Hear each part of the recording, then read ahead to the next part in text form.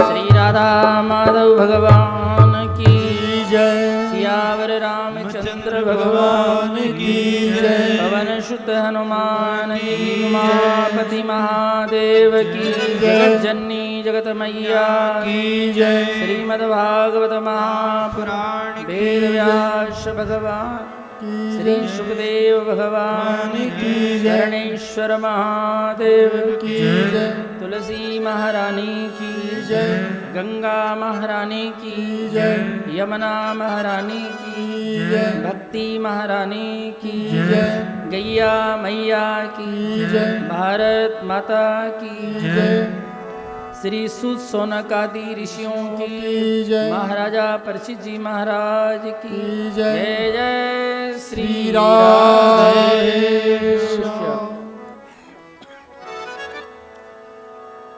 परम मंगलमय आनंद कन अकारण करुणा वर्णालय भक्त वांछा कल्पतरु नंद नंदन अखिल ब्रह्मांड नायक कोटि ब्रह्मांड नायक भगवान श्री श्याम सुंदर जी का साक्षात वांग्मय विग्रह श्रीमद् भागवत जी को प्रणाम।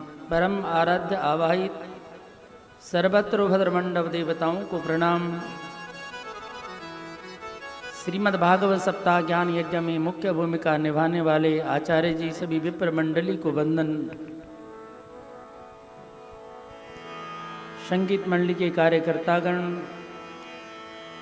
हमारे साउंड संचालक गौरव जी, भगवान की प्रेरणा से इस कार्यक्रम के आयोजक के रूप में यजमान के रूप में उपस्थित गोयल परिवार, लाला श्री लक्ष्मीचंद जी गोयल, उनके सुपुत्र सुपौत्र लाला रोशन लाल जी, लाला महेंद्र जी, लाला रमेश जी, अनुज जी, अजय जी, विकास जी, मनीष जी, प्रिंस जी, लाला मोहन लाल जी, जगदीश जी और सभी गोयल परिवार, उनके आए हुए सभी इष्ट मित्रगण, सभी श्री कृष्ण चरणानुरागी सज्जनों, अर्चन्य बंदने मातृशक्तियों, श्री राम में सब जग जानी करहूँ प्रणाम जोरी जुग पानी। परम आनंद कंद भगवान श्याम सुंदर जी का साक्षात वांग्मय विग्रह श्रीमद् भागवत सप्ताह ज्ञान यज्ञ का ये 7वां दिवस है। विगत 6 दिनों से आप लोग भगवान की कथाओं का श्रवण कर रहे हैं। इस पावन धरा पर महादेव जी के चरणों में बैठ करके इस श्राद्ध पक्ष में, जो श्रद्धा का ये पक्ष है, भगवान के विविध लीला चरित्रों का हरि अनंत हरि कथा अनंता कहीं सुनई बहुविधि सब संता। भगवान जैसे अनंत हैं, भगवान की कथा भी अनंत है। भगवान की कथा भी भगवान का ही स्वरूप है। भगवान की कथा भी भगवान का रूप है। कली काल में भगवान की कथा मिल जाए तो भगवत दर्शन का ही फल बतलाया जब भगवान की कथा मिल जाए। पुराणों की कथा, पुराणों के माध्यम से हमारे सामने भी पुराण हो और हम बोले भी पुराणों से ही, तो इसकी बड़ी महिमा है। सबसे पहले हमारे सामने पुराण होना से, साक्षी जो होता है हमारा पुराण है। तो विविध लीलाओं का श्रवण किया। रुक्मणी मंगलम तम का भाव कल शाम के सत्र में जो है व्यक्त किया गया था। रुक्मणी के साथ में भगवान का विवाह नहीं, रुक्मणी मंगलम, मंगल हुआ। क्योंकि योग्य कन्या को योग्य वर मिल जाए और योग्य वर को योग्य कन्या मिल जाए तो फिर मंगल होता है। अब दोनों में एक ठीक नहीं है तो फिर गड़बड़ है, फिर तो अमंगल होना शुरू हो जाता है। अब शास्त्र में ये विधान आता है, कुछ लोग कहते हैं कि रुक्मणी जी को जब परिवार के लोग शादी कहीं और करना चाह रहे हैं तो रुक्मणी जी को ऐसा नहीं करना चाहिए। आजकल के बच्चे कई लोग इस बात पर ये ले लेते हैं कि रुक्मणी जी ने भी तो शादी करी ऐसी। क्या रुक्मणी जी की पसंद और आप लोगों की पसंद में कोई फर्क नहीं है? कोई ब्राह्मण कन्या भाग जाती शूद्र से विवाह कर देती है, उसका चुनाव एक अलग चुनाव है। रुक्मणी जी ने उसको चुना जिससे बड़ा कोई है ही नहीं, सबसे श्रेष्ठ वर को। वैसे तो दूल्हा का नाम वर होता, वर कहते हैं श्रेष्ठ के लिए, जो श्रेष्ठ हो। तो इनसे श्रेष्ठ कौन हो सकता है? श्री कृष्ण से श्रेष्ठ कौन हो सकता है? कहाँ शिशुपाल और कहाँ द्वारिकाधीश। परिवार के जन भैया रुक्मी अभिमानी था, अभिमान के बल पर जैसे लोगों के साथ उठना बैठना, उनसे ही अपनी बहन की शादी करवाना चाह रहा है। पिता का बस नहीं चला, लेकिन भगवान तो अपने आप बना के रखते हैं, संयोग तो भगवान बनाते हैं। अब शास्त्र में आज्ञा दी है, वैसे तो जितना सम्मान नारी धर्म को सनातन धर्म में दिया गया इतना किसी में ही नहीं है, कहीं भी नहीं है। जितना मान देवी शब्द से केवल सनातन में ही, सनातनियों में ही देवी शब्द उच्चारण होता है। नारी के नाम के पीछे देवी शब्द लग जाता है, माता का रूप दिया जाता है। या देवी सर्वभूतेषु मातृरूपेण संस्थिता नमस्तस्ते नमस्तस्ते नमस्तस्ते नमो नमः। मातृत्व भाव दिया जाता है। आज भी सनातन में कन्या की पूजा होती है, व्रत में एकादशी के रूप में उनकी उपासना होती है, नव दुर्गा के रूप में उनकी शक्ति के रूप में उपासना होती है। नव दुर्गा के रूप में भी वो 9 रूपों में विद्यमान रहती है। प्रथमम शैलपुत्रीम च द्वितीयम ब्रह्मचारिणीम तृतीयम चंद्रघंटेति कुष्मांडेति चतुर्थकम पंचकम स्कंद माता षष्ठम कात्यायनी च सप्तम कालरात्रि महागौरी चष्टम नवम सिद्धिदात्री च नव दुर्गा प्रकृतिता। ये किसकी पूजा है? ये नारी की ही तो पूजा हो रही है। प्रथमम शैलपुत्रीम च, शैलपुत्री में वो कुमारी है, कुमार अवस्था है, वहां भी वो पूजनीय होती है। ब्रह्मचारिणी रूप में भी उनकी पूजा होती है, जब वो विवाह के योग्य होने वाली होती है। कुमार अवस्था से कुछ और बड़ी होती है तो वहां भी वो पूजनीय है, वहां भी वंदनीय है। फिर विवाह होता है, विवाह में तो उसको लक्ष्मी का ही रूप कहा जाता है, लक्ष्मी के रूप में पूजा होता है। और जब उन्हें मातृत्व प्राप्त हो जाता, मां बन जाती, तो फिर तो और भी दर्जा बन जाता है।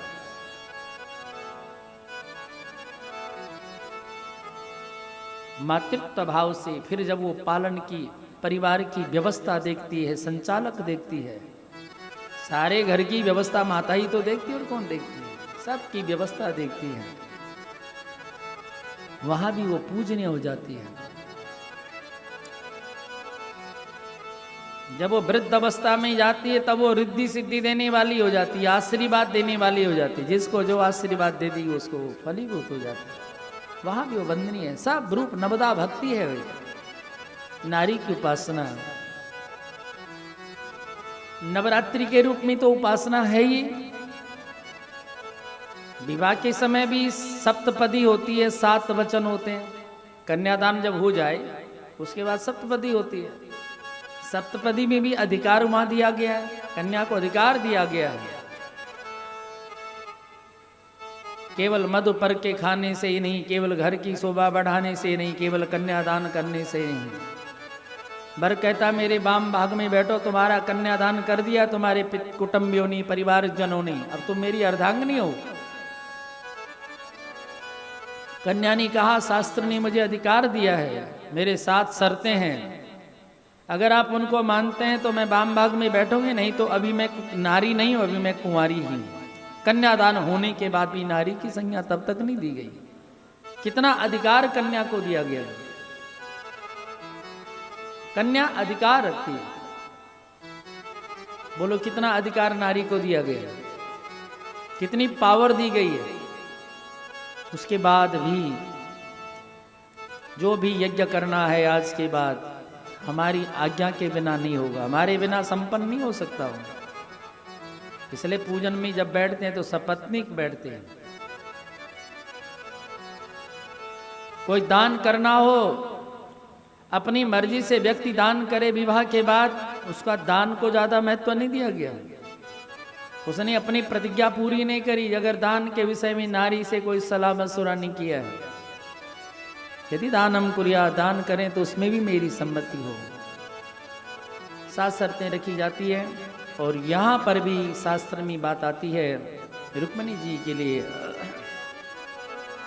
कि अयोग्यम दातुम उद्युक्तम पित्रायो कन्यका स्वयं योग्यम पति प्रमणीतम न चासा दोष भागिनी।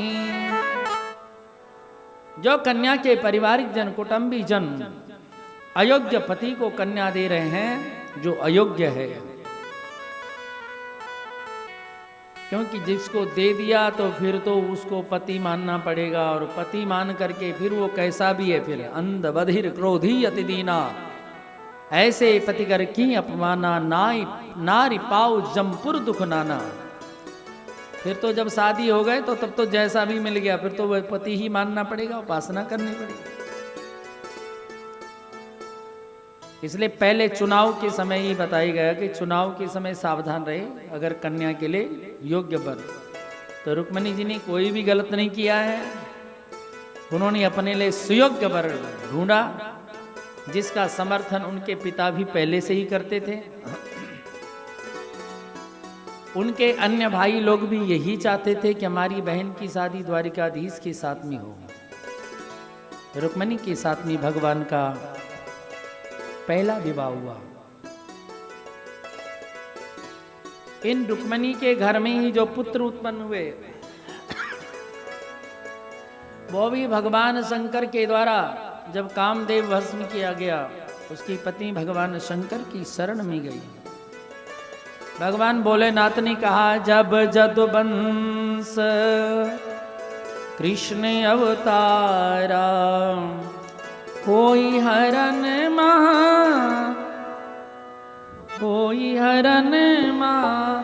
मही भारा। जब यदुवंश में पृथ्वी पर तब पाप बढ़ जाएंगे, यदुवंश में भगवान का अवतार होगा।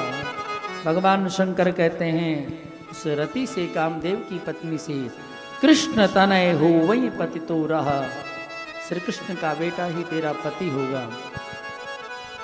वचन अन्यथा हो ही न मोरा, मेरा वचन सत्य नहीं हो सकता है। भगवान ने उसे जिसको भस्म किया, भगवान शंकर फिर उसको भी पैदा कर सकते हैं। ऐसे भगवान शंकर की शक्ति है। इसके अलावा भी भगवान के 8 विवाहों का वर्णन है। भगवान की 8 पटरानियां, भैस्मी जाम्बंती भामा सत्यभद्रा च लक्ष्मण कालिंदी मित्रवृंदा चेदष्टो पद्महस्मिनः। भगवान की 8 पटरानियां हैं जिनमें रुक्मिणी जी पहले नंबर, पहली शादी रुक्मिणी जी के साथ में। जामवंती है, सत्यभामा है, कालिंदी है, मित्रवृंदा है, सत्या, नग्नजिति और भद्रा और लक्ष्मणा, ये भगवान की 8 पटरानियां हैं। ये 8 पटरानियां क्या है भगवान की, इनके बारे में विविध प्रकार के वर्णन है। कोई तो इसलिए शादी हो गई कि भगवान को चोरी लगी, उसके चोरी के चक्कर में भगवान की शादियां हो गई। 2 शादियां तो ऐसी हो गई, सत्यभामा जी से और जामवंती जी से। सत्राजित का प्रसंग कथा का भाव आता है। कुछ शादी भगवान की ऐसी भी हुई, नग्नजिति के साथ में जो शादी हुई है वहां तो 7 बैल थे, बड़े बड़े वीर, तकड़े तकड़े बैल, तेज स्वभाव वाले, क्रोधी स्वभाव वाले। उनके पिता ने शर्त रखी, एक साथ जो 7 बैलों को नकेल कस दे उसके साथ शादी। वह भी शादी करके आ गए। और सीधी सी बात यह है, जैसे गीता में वर्णन आता है, भूमि रापो नलो वायो खम मानो बुद्धिरेव च अहंकारम मितियम में भिन्ना प्रकृति अष्टधा। भगवान अपने विभूतियों में कहते हैं, मेरी 8 प्रकार की प्रकृति है। जो 8 प्रकृति को अपने बस में रख सकता है, जिसके अधीन है, वो भगवान है। जिसके अधीन 8 प्रकृति हैं वो भगवान है। और जो इन 8 प्रकृतियों के बस में है वो जीव है। बस ये भगवान के और जीव की परिभाषा है। भूमि रापो, पृथ्वी है, जल है, अग्नि है, वायु है, आकाश है, मन है, बुद्धि है, अहंकार है। ये 8 प्रकृति है। हम सब इनके अधीन हैं। ये हमारे अधीन नहीं है। पृथ्वी हमारे अधीन है क्या? अगर हमारे अधीन होती तो हमारे घर में भूकंप नहीं आता। भूकंप आता हम रोक सकते हैं क्या उसको हिलने से? बाढ़ आते हम उसको नहीं रोक पाते हैं। तूफान आता हम उसको नहीं रोक पाते हैं। ये सब भगवान के अधीन है। यही भगवान की 8 प्रकृति ही भगवान की 8 पटरानियां हैं। हमारे 2 पंडितों ने अभी जाना, आगे भी अनुष्ठान में उन्होंने बैठना है। हमारे आचार्य जी श्री शशि भूषण जी और शिवराज जी बराड़ा से आए हुए थे। हमारे आचार्य जी बहुत विधान से उन्होंने पूजन कराया। गणेश जी को बड़ा प्रसन्न रखे। तो वो अभी उन्होंने आगे किसी अनुष्ठान में जाना पटियाला में, तो इस करके उनको हमने कह दिया कि वे अब आप लोग जा सकते हैं। श्री राधे बोलबा के बिहारी लाल की 8 शादियां हुई भगवान की। विविध प्रकार की भगवान की लीला होती है। दिव्य ग्रस्त है भगवान का। आगे भगवान की 16,100 अन्य भी शादियों का वर्णन है। एक भौमासुर नाम का असुर हुआ, भूमि का ही पुत्र था। बड़ा उसको अहंकार था, बड़ा अभिमान था, बड़ा बलवान था। इतना अभिमान था कि एक बार तो देवताओं को ये दिखाने के लिए, लो देवताओं तुम मेरा क्या कर सकते हो, स्वर्ग में गया और देवताओं की जो माता अदिति है उनके कानों में से कुंडल उतार करके ले आए। देखो बल का प्रयोग व्यक्ति कहाँ कहाँ दिखाता अपनी ताकत, वहां भी ताकत दिखा। जहां भी कहीं सुनता किसी राजकन्या को कि ये सुंदर कन्या है तो उसको वहां से हरण कर देता है। फिर ये नियम बनाया कि जब ये 20,000 हो जाएंगे एक ही मुहूर्त में सबके साथ में शादी करूंगा। 16,100 इकट्ठी हो गई हैं। भगवान द्वारिकाधीश वहां पहुंचे, भौमासुर के साथ युद्ध हुआ। भगवान के द्वारा भौमासुर मारा गया। उसके कारागार में से वो 16,100 जो कन्याएं हैं वो मुक्त कराई। ये कन्याएं कोई साधारण कन्याएं नहीं है। कल भी भाव आया था रासलीला के प्रसंग में। वेदों के 1,00,000 जो वेद के मंत्र हैं उनमें 80,000 कर्मकांड, 16,000 मंत्र जो उपासना कांड के हैं। ये 16,000 उपासना कांड के मंत्र ही ये 16,000 कन्याएं हैं। 100 जो कन्याएं हो 100 उपनिषद जो है, 100 की सब उपनिषद भी भगवान के हैं, सब उपासना भी भगवान की है। वो सब भगवान की पत्नी बनकर आए, भगवान की सेवा करने के लिए आए। तो कुल भगवान के 16,108 विवाहों का वर्णन है। बड़ा दिव्यग्रस्त है। प्रत्येक कन्याओं से 10-10 पुत्रों का भी वर्णन है। एक एक कन्याओं का भी वर्णन है। बड़ा विस्तारीकरण परिवार का। इतना बड़ा दिव्यग्रस्त है लेकिन कभी किसी घर में कोई झगड़ा भी नहीं होता है। एक एक शादियां हैं। कलयुग में तो एक शादी का विधान है। एक एक विवाह में भी आपस में विचार नहीं मिलते हैं। पहले कई कई शादियां भी होती थी फिर भी एक साथ रहते हैं। स्वयं राजा दशरथ जी की 3 विवाह है और देखो माताएं कैसी आपस में रहती।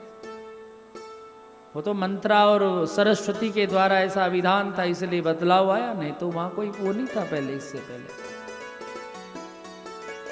कभी कभी नारद जी भगवान का ग्रस्त देखने के लिए चल पड़ते हैं। देखते हैं तो किसी घर में बच्चों को खिला रहे हैं, कहीं रानियों के पास में बैठे हैं, कहीं ध्यान कर रहे हैं, कहीं संध्या कर रहे हैं, कहीं वार्तालाप कर रहे हैं, कहीं कोई मंत्रणा कर रहे हैं। इस प्रकार भगवान लीला कर रहे हैं। कई घरों में घूमते घूमते नारद जी फिर बाहर आ जाते हैं। बाहर आकर के फिर नारद जी बोले, प्रभु तेरी लीला तो तू ही है। अब जिस घर में जाए भगवान भी जान के आओ आओ नारद, कब आयो? अब पहले घर में तो मिले, अब यहाँ ये थोड़ी बोलेंगे मैं पहले घर में भी आया था आपसे, बस अभी अभी आया। कभी कोई झगड़ा नहीं। लेकिन जहाँ भी है, जिस घर में भगवान रहते हैं वहाँ पर अपना व्रज भगवान को याद आता है। श्री राधा की महिमा का भगवान गान करते हैं। एक दिन नारद जी ऐसे ही पहुंचे हुए थे। एक समय नारद मुनि नारद हाथ में बीणा लेकर नारायण नारायण रटते जा पहुंचे द्वारिका के भीतर। रुक्मणी से बातें कर रहे प्रेम से कृष्ण मुरारी, मिला ना ऐसा जैसा राधा सी सुकुमारी। रुक्मणी की राधा की बात सुन रुक्मणी सीने लगी कटारी। कौन बड़ो गुण राधा में है जिसके श्याम पुजारी। नारद जी भी आए हुए थे रुक्मणी जी के महल की बात। भगवान वहां पर श्री राधा जी का गुणगान कर रहे थे। गुणगान हो रहा था तो कई बार अच्छाई में भी ईर्षा प्रकट हो जाती है। रुक्मणी जी ये मानते हैं कि सब कुछ समर्पण करके हमने इन्हें अपनाया है। कहाँ शादी कर रहे थे परिवार के लोग और हम इन्हें समर्पित हैं। रुक्मणी जी सेवा भी भगवान की बहुत करते, पर जब राधा जी की बात आती तो थोड़ा सा उनके मन में ये हो जाता है कि ऐसा मेरे से आगे हो। रुक्मणी ये चाहते हैं कि सबसे ज्यादा प्रेमियों में मेरा नाम हो, पर ये राधा का नाम क्यों आता है? नारद जी आए हुए, आज नारद जी भी पहुंचे। नारद जी चक्कर में रहते हैं कि मेरा नाम होना चाहिए। हमने तो कुछ भी नहीं रखा, कोई शादी नहीं करी, कोई बाल बच्चे नहीं। हम जब देखो तो हम कहते रहते हैं कृष्ण कृष्ण कृष्ण कृष्ण, नारायण नारायण नारायण। हमारा काम ही यही, और कुछ करते ही नहीं है। समर्पित हैं हम भगवान को। बाबा बने हैं तो इनके लिए बने हैं। मेरा भी नाम नहीं आ रहा नंबर में। नंबर 1 राधा। ऐसा राधा में क्या गुण हो सकता है? रुक्मणी नारद के मन की जान गए नगर नागर, और श्री राधा का प्रेम प्रकट करने लगे निरादर। भगवान अंतर्यामी, दोनों के मन में क्या चल रहा है? ये राधा के प्रति इनको संदेह हो रहा है। राधा का प्रेम, ये उतने प्रेमी बनना चाह रहे हैं कि लेकिन राधा और इनके प्रेम में क्या अंतर है, हमें हम एक लीला के द्वारा बता देते हैं। ये विचार करके भगवान ने नाटक किया। पेट दर्द प्रभु लगे तड़फने, दर्द दर्द तिल्ला कर, मेरे प्यारे भक्तों मुझको शीघ्र बचाओ आकर। पेट पकड़ लिया। नाटक करने में तो माहिर है। ऐसा नाटक और नकली वाले तो और करते हैं, फिर असली वाला तो इतना चिल्लाता भी नहीं है। नकली में भगवान तो ऐसा नाटक करने लगे जैसे कि इतना दर्द, भयानक दर्द तो किसी को नहीं होता। पेट पकड़ रखा है, एकदम से पलंग में बोले क्या हुआ क्या हुआ? तो बताना किसने था? भगवान चिल्ला रहे हैं मर गया मर गया। उस बिस्तर पर भगवान कभी इधर पलटी खावे, कभी उधर पलटी खावे, कभी सिर केवल लुढ़क रहे हैं, कई बार उस पलंग से नीचे गिर जाते हैं भगवान। दर्द, ऐसा नाटक। देखो जब नारद जी की भी समझ में नहीं, नारद जी ने भी असली मान लिया, रुक्मिणी जी ने भी असली मान लिया, फिर क्या था, ये तो बड़ा भयानक दर्द, ऐसा दर्द। तो पहले घर में तो दवाई होती, प्राथमिक दवाइयाँ सब, ये करो वो करो वो करो। तो हमारे देश की संस्कृति पहले से ही है, कोई भी बीमार हो जाए तो ये कोई नहीं कहेगा कि डॉक्टर जी की सलाह ले लो, डॉक्टर जी के पास जाओ। सब अपनी अपनी दवाई बताते हैं, सब डॉक्टर बन जाते हैं, ये कर दो वो कर दो, ऐसा होना चाहिए वो होना चाहिए। जो हमारा विषय ही नहीं तो डॉक्टर ही बताएगा क्या करना चाहिए। कुछ भी घर की दवाई काम नहीं आई, परिवार के लोग इकट्ठे होने शुरू हो गए, और भी रानियों को पता लगा तो भाग भाग करके आए। जितने भगवान के प्रेमी, सब भगवान के प्रेमी हैं, उनको बड़ा दुख हुआ। रुक्मिणी जी के आंखों में आंसू आ रहे हैं। पति को पीड़ा हो तो आंसू माँ और पत्नी की आंखों में देखे जा सकते, या तो माँ की आंखों में आंसू होंगे या पत्नी की आंखों में। इसलिए व्यक्ति कभी अपनी पत्नी का भी ऋण नहीं दे सकता। जितनी सेवा पत्नी के द्वारा पति की होती है, उसका ऋण देना बहुत कठिन होता है। इसलिए नारी का सम्मान करना चाहिए पुरुष को, क्योंकि उसके जीवन में जब कष्ट आता है, दुख आता है, तो सबसे ज्यादा पीड़ा उसको होती है। जो सतत अपने लिए, जिसका कुछ भी नहीं, केवल पति के लिए होता है, उसका भी इस नारी का कोई सम्मान करे। अगर कोई अपमान कर देता है, क्योंकि जहां नारी का सम्मान है, जिस घर में नारी को उसके अधिकार मिल जाते हैं, जो उसका अधिकार है, तो वहां देवता रहना भी पसंद करते हैं। जहां ऐसा नहीं होता है, वहां देवता भी नहीं रहते हैं उस घर में। फिर यत्र नारेस्तु पूजन्ते रमन्ते तत्र देवता। रुक्मिणी जी के भी आंखों में आंसू आ रहे, मेरे स्वामी को पीड़ा हो रही है, देखो कितना दर्द हो रहा है इनको। भगवान और चिल्लाते जा रहे जोर जोर से। अब तो पड़ोस वाले महलों तक भी आवाज आ रही है, रोने की आवाज कैसी आ रही, सब भाग भाग करके आई, सब इकट्ठे हो गए वहां। हिम्मत करी नारद जी ने रुक्मिणी जी से पूछा, ये आज पहली बार हो रहा कि पहले भी कभी होता है दर्द? इस चीज का दर्द होगा, पहले भी हुआ? रुक्मिणी जी बोली, जब तक मैं ब्याह करके आई तब तक कभी ऐसा दर्द हुआ नहीं, मैंने सामने तो हुआ नहीं। कहीं ब्याह से पहले हुआ हो तो उनको ही पता होगा। तो बीच बीच में नारद जी पीछे से भगवान के चले गए, कमर कंधे पकड़ करके भगवान के। कोई पैर में मालिश कर रहा, कोई हाथों में मालिश कर रहा, दर्द पेट में हो रहा। भगवान कहते हैं, कहाँ पेट में दर्द, तो पेट में हो रहा। नारद जी बोले, प्रभु ये पहले भी कभी ऐसा दर्द हुआ क्या? ये तो बड़ी भयानक बीमारी लगती है, ऐसा रोग, ऐसी कैसी बीमारियां त्रिलोकी में घूमता रहता, पर ऐसा पेट दर्द का रोगी तो ऐसा रोता तो कोई नहीं देखा। भगवान बोले, हाँ पहले भी हुआ था एक बार। तो फिर आप बताओ ना किस दवाई से ठीक हुआ था? भगवान ने कहा, दवाई तो मैं बता देता हूं। अगर कोई हो प्रेम प्यारा, धोकर चरण पिलाए, उस चरणामृत की शक्ति से ये पेट दर्द रुक जाए।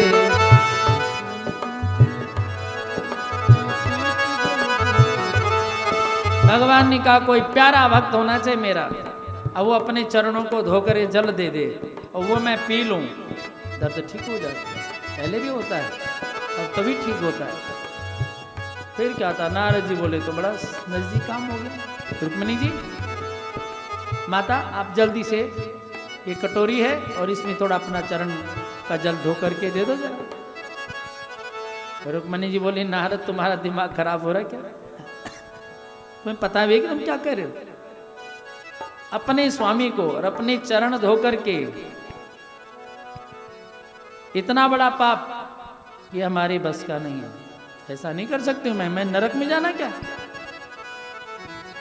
और रानियों से कहा, सत्या जी से कहा, जामवंती जी से कहा, भद्रा से कहा, कालिंदी से कहा, नग्नजिति से कहा, लक्ष्मणा से कहा, भद्रा से कहा, सब ने यही ना आंखें बंद कर दी, कान पकड़ने लग गए। ये सोच भी कैसे? नारद तुम सारे शास्त्रों को जानते हो, सब शास्त्र की विधि जानते हो, और तुम ये शब्द बोल रहे हो? इससे अच्छा तो ये है कि तुम भी कोई भगवान के कम भक्त हो क्या नारद? है तुम कर दो ये काम। नारद जी तो उछले वहां से, ना भगवान को अपने चरणों का जल धो करके भगवान को पिलाएं, ये हमारे बस का काम नहीं है। काफी देर ऐसी होती रही, भगवान वहां चिल्लाते गए। भगवान नारद से बोले, यहाँ कोई नहीं देने वाला, इनको सबको अपने नरकों की पड़ी है, मुझे तो बड़ा दर्द हो रहा है। नारद ऐसा करो, अभी चले जाओ ब्रज में, श्री राधा के पास में चले जाओ, सब मेरा काम बन जाए। नारद जी ने सुना, नारद जी वहां से चले। दवाई लेने के लिए नारद जी कटोरी लेकर के चले, एक सोने की कटोरी ले रखी है। ब्रज में आए। नारद जी तो मन की गति वाले, जैसे मन जाता तुरंत ब्रज में प्रकट हो गए, जहां पर श्री राधा रानी बैठी हुई।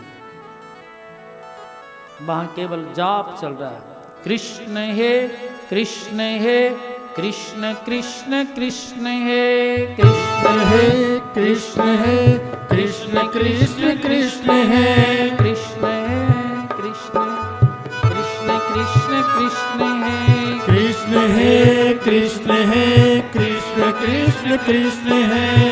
नारद जी ने वही ताल अपनी वीणा में मिलाया, वीणा साथ में बजने लगी, स्वर ताल बजने लगा।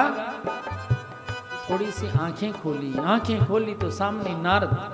अरे नारद, तुम्हें मेरे प्राण प्यारे, मेरे प्राण धन मिले होंगे, वो कहाँ हैं, कैसे हैं?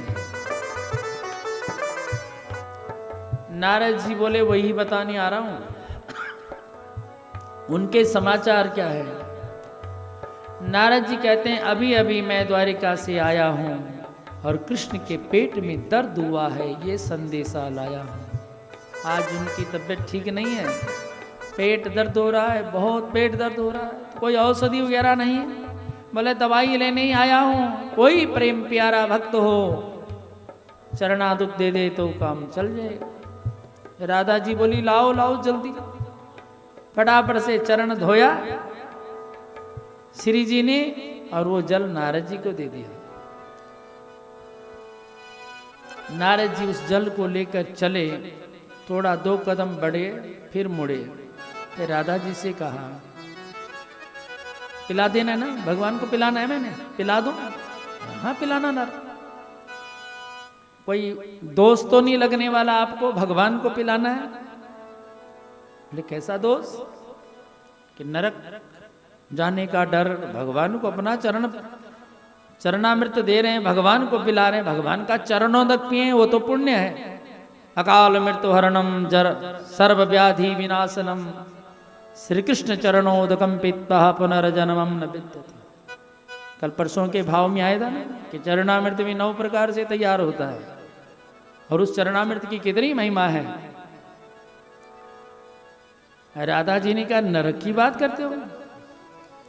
एक जन्म क्या 1,00,000 जन्म मिल जाए, किंतु मेरे मनमोहन का एक रोम भी ना दुख पाए।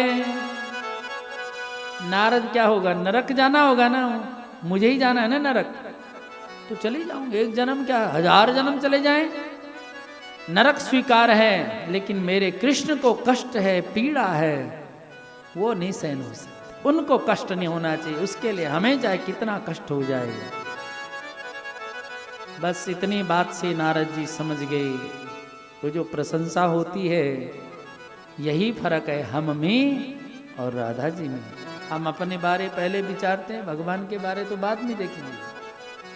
भगवान कहाँ है, किस स्थिति में है, किस रूप में है, वो हम कोई नहीं विचारे। हम तो सीधे थोड़ा सा एक व्रत क्या क्या 2-4 बार माला क्या फेरी, बस भगवान ये तो करना ही पड़ेगा आपको, ये आपका काम है।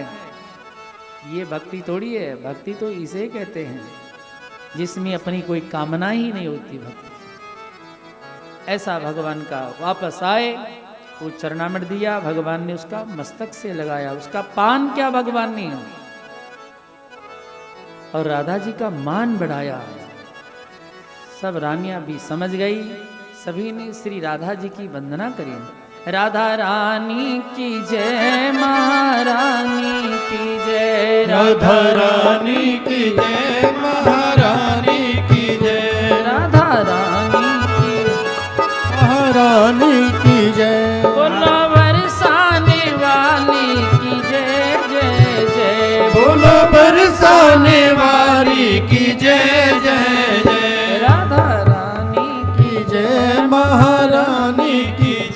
राधा रानी की जय, महारानी की जय। बोलो वृषभानु दुलारी की जय जय जय। बोलो वृषभानु दुलारी की जय जय जय। राधा रानी की जय, महारानी की जय। राधा रानी की जय, महारानी की जय। माधव भगवान की जय।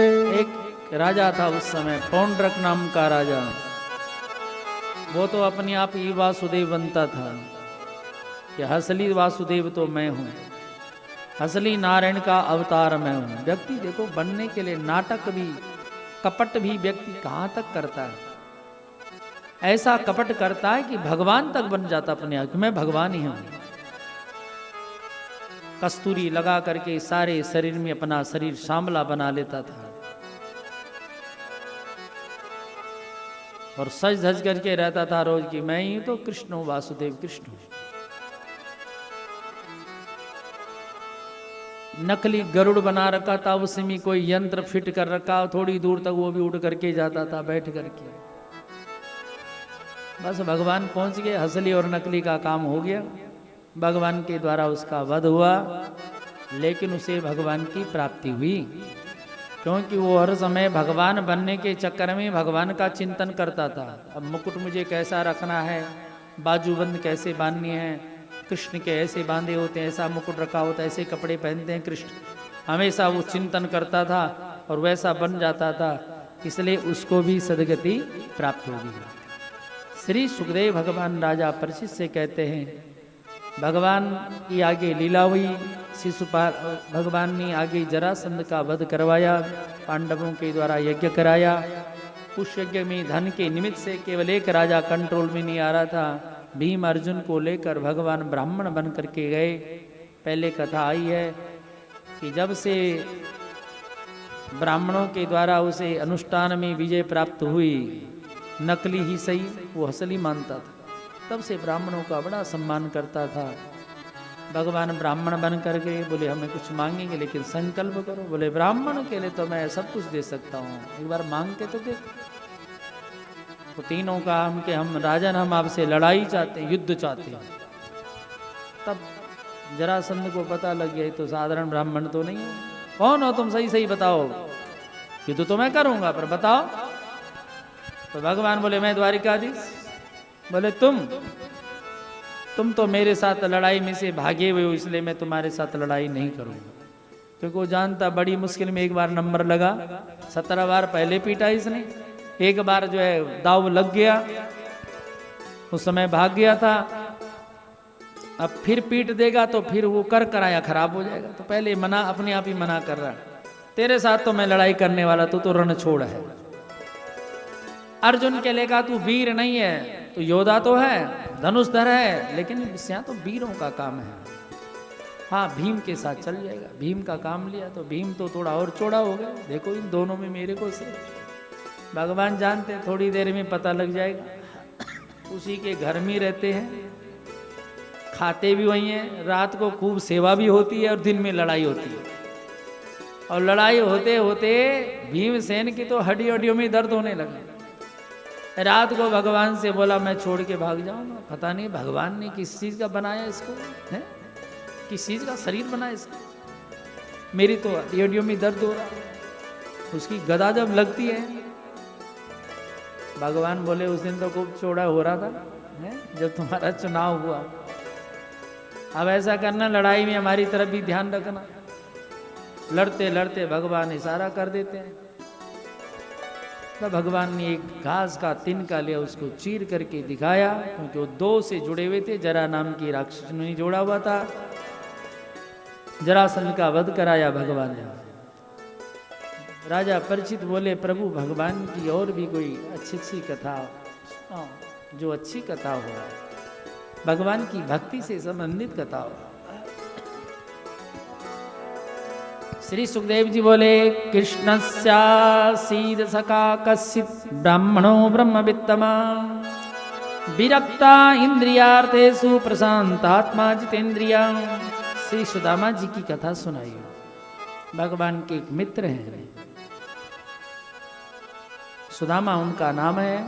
वो जो ब्राह्मण है विरक्ता इंद्रियार्थेषु प्रशांतात्मा जितेंद्रिय, जितेंद्रिय हैं, विरक्त हैं, प्रशांत आत्मा, अंदर से प्रसन्न है, कोई चिंता तनाव नहीं रखते हैं।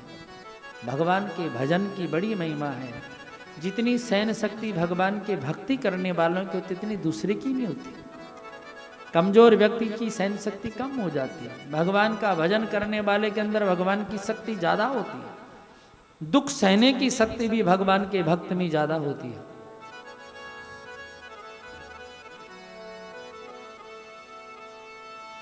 धर्म पत्नी के पास में रोज घर में कोई मांगनी आता है, घर वाली रोज कह देती है हमारे घर में सूतक लगा हुआ है, सूतक लगा हुआ है। एक दिन तो भीख मांगने वाला बोला तुम्हारा ये सूतक कभी खत्म भी होगा कि नहीं? रोज सूतक, रोज सूतक। सूतक की तो अवधि होती है 11 दिन का, 21 दिन का, 40 दिन का, ये कितने दिन का? जब सुने हम 2 सालों से सुन रहे रोज के सूतक। इनकी पत्नी का नाम था सुशीला जी। जैसे नाम था वैसे गुण थे। भिक्षुक से कहा हमारे घर में गरीबी का आजीवन का सूतक लगा हुआ है। तब भिक्षुक ने कहा, वो कोई साधारण भिक्षुक तो था नहीं, उसने कहा हम बताएं तुम्हारे जो मित्र, तुम्हारे जो पति है ना, उनके मित्र द्वारिकाधीश हैं इस समय, वृष्णिवसियों के, यादवों के बहुत बड़े राजा हैं इस समय, वहां भेजो इनको, किसी दिन तुम्हारी सब ये दरिद्रता दूर हो जाएगी। सुदामा जी की पत्नी, देखो जिस पत्नी को सब प्रकार की सुविधा मिले और वो पत्नी समय पर भोजन खिला दे, सम्मान से बोले, तो कोई बड़ी बात नहीं है। जिसको कोई सुख सुविधाएं भी नहीं मिली हुई है, जिसके घर में टूटो तवा और फूटो कठौती है, और पत्नी पति का सम्मान कर रही हो, तो ये लक्षण जो है अलग ही लक्षण होते हैं। सुशीला जी ने सुदामा जी से प्रार्थना करी, आपके मित्र द्वारिकाधीश हैं? बोले हैं। पक्के मित्र हैं? बोले कैसी बात करते हैं, मेरा मित्र ही वही है, असली मित्र वही है। तो कभी आपकी उनसे मिलने की इच्छा नहीं होती क्या? तो सुदामा जी बोले ऐसा कौन अभागा होगा जो कृष्ण जैसे मित्र से मिलना नहीं चाहेगा। इच्छा तो रोज होती, मन से रोज मिल लेता हूं मैं उसको। तो फिर कभी वैसे प्रत्यक्ष में भी मिल लो। देखो सुदामा जी क्यों नहीं जा रहे मिलने के लिए? सुदामा जी लेने के लिए नहीं जाते मित्र के पास में। सुदामा जी कहने लगे देवी इच्छा तो रोज होती है, अब मिलने जाऊं तो क्या लेके जाऊं उसके लिए? कोई वस्तु नजर आती नहीं, अब कुछ है नहीं, इतने समय बाद अपने कृष्ण को मिलने जाना तो ऐसे खाली हाथ जाना तो ठीक नहीं है। कैसे जाऊं? क्योंकि शास्त्र कहता है गुरु वेद और ज्योतिषी देव मित्र बड़राय, इन्हीं भेंट बिन जो मिले हो ही न पूरन का। गुरु के घर में, गुरु के पास खाली हाथ जाएं, वैद्य के पास, डॉक्टर के पास जाओ और कह दो डॉक्टर साहब पैसे तो है नहीं, दवाई दे दो जरा, मिल जाएगी दवाई। ज्योतिषी के पास कुछ न कुछ, देव मित्र देवताओं के मंदिर में भी खाली हाथ नहीं जाना चाहिए, मित्र के घर में भी खाली नहीं जाना चाहिए, और राजा के पास भी खाली हाथ नहीं जाना चाहिए। कुछ न कुछ भेंट ले जानी चाहिए। कुछ नहीं फूल माला ही ले गए तो फिर काम बन जाता है, शुभ माना गया। मित्र के पास कैसे जाएंगे? धर्म पत्नी कहा वो तो व्यवस्था मैं कर देती हूँ, क्योंकि स्वामी आप जाओगे ना, आपकी दशा देख करके उनको करुणा आ जाएगी। वो दया निदान है, करुणा निदान है, हमारी दरिद्रता गरीबी मिट जाएगी।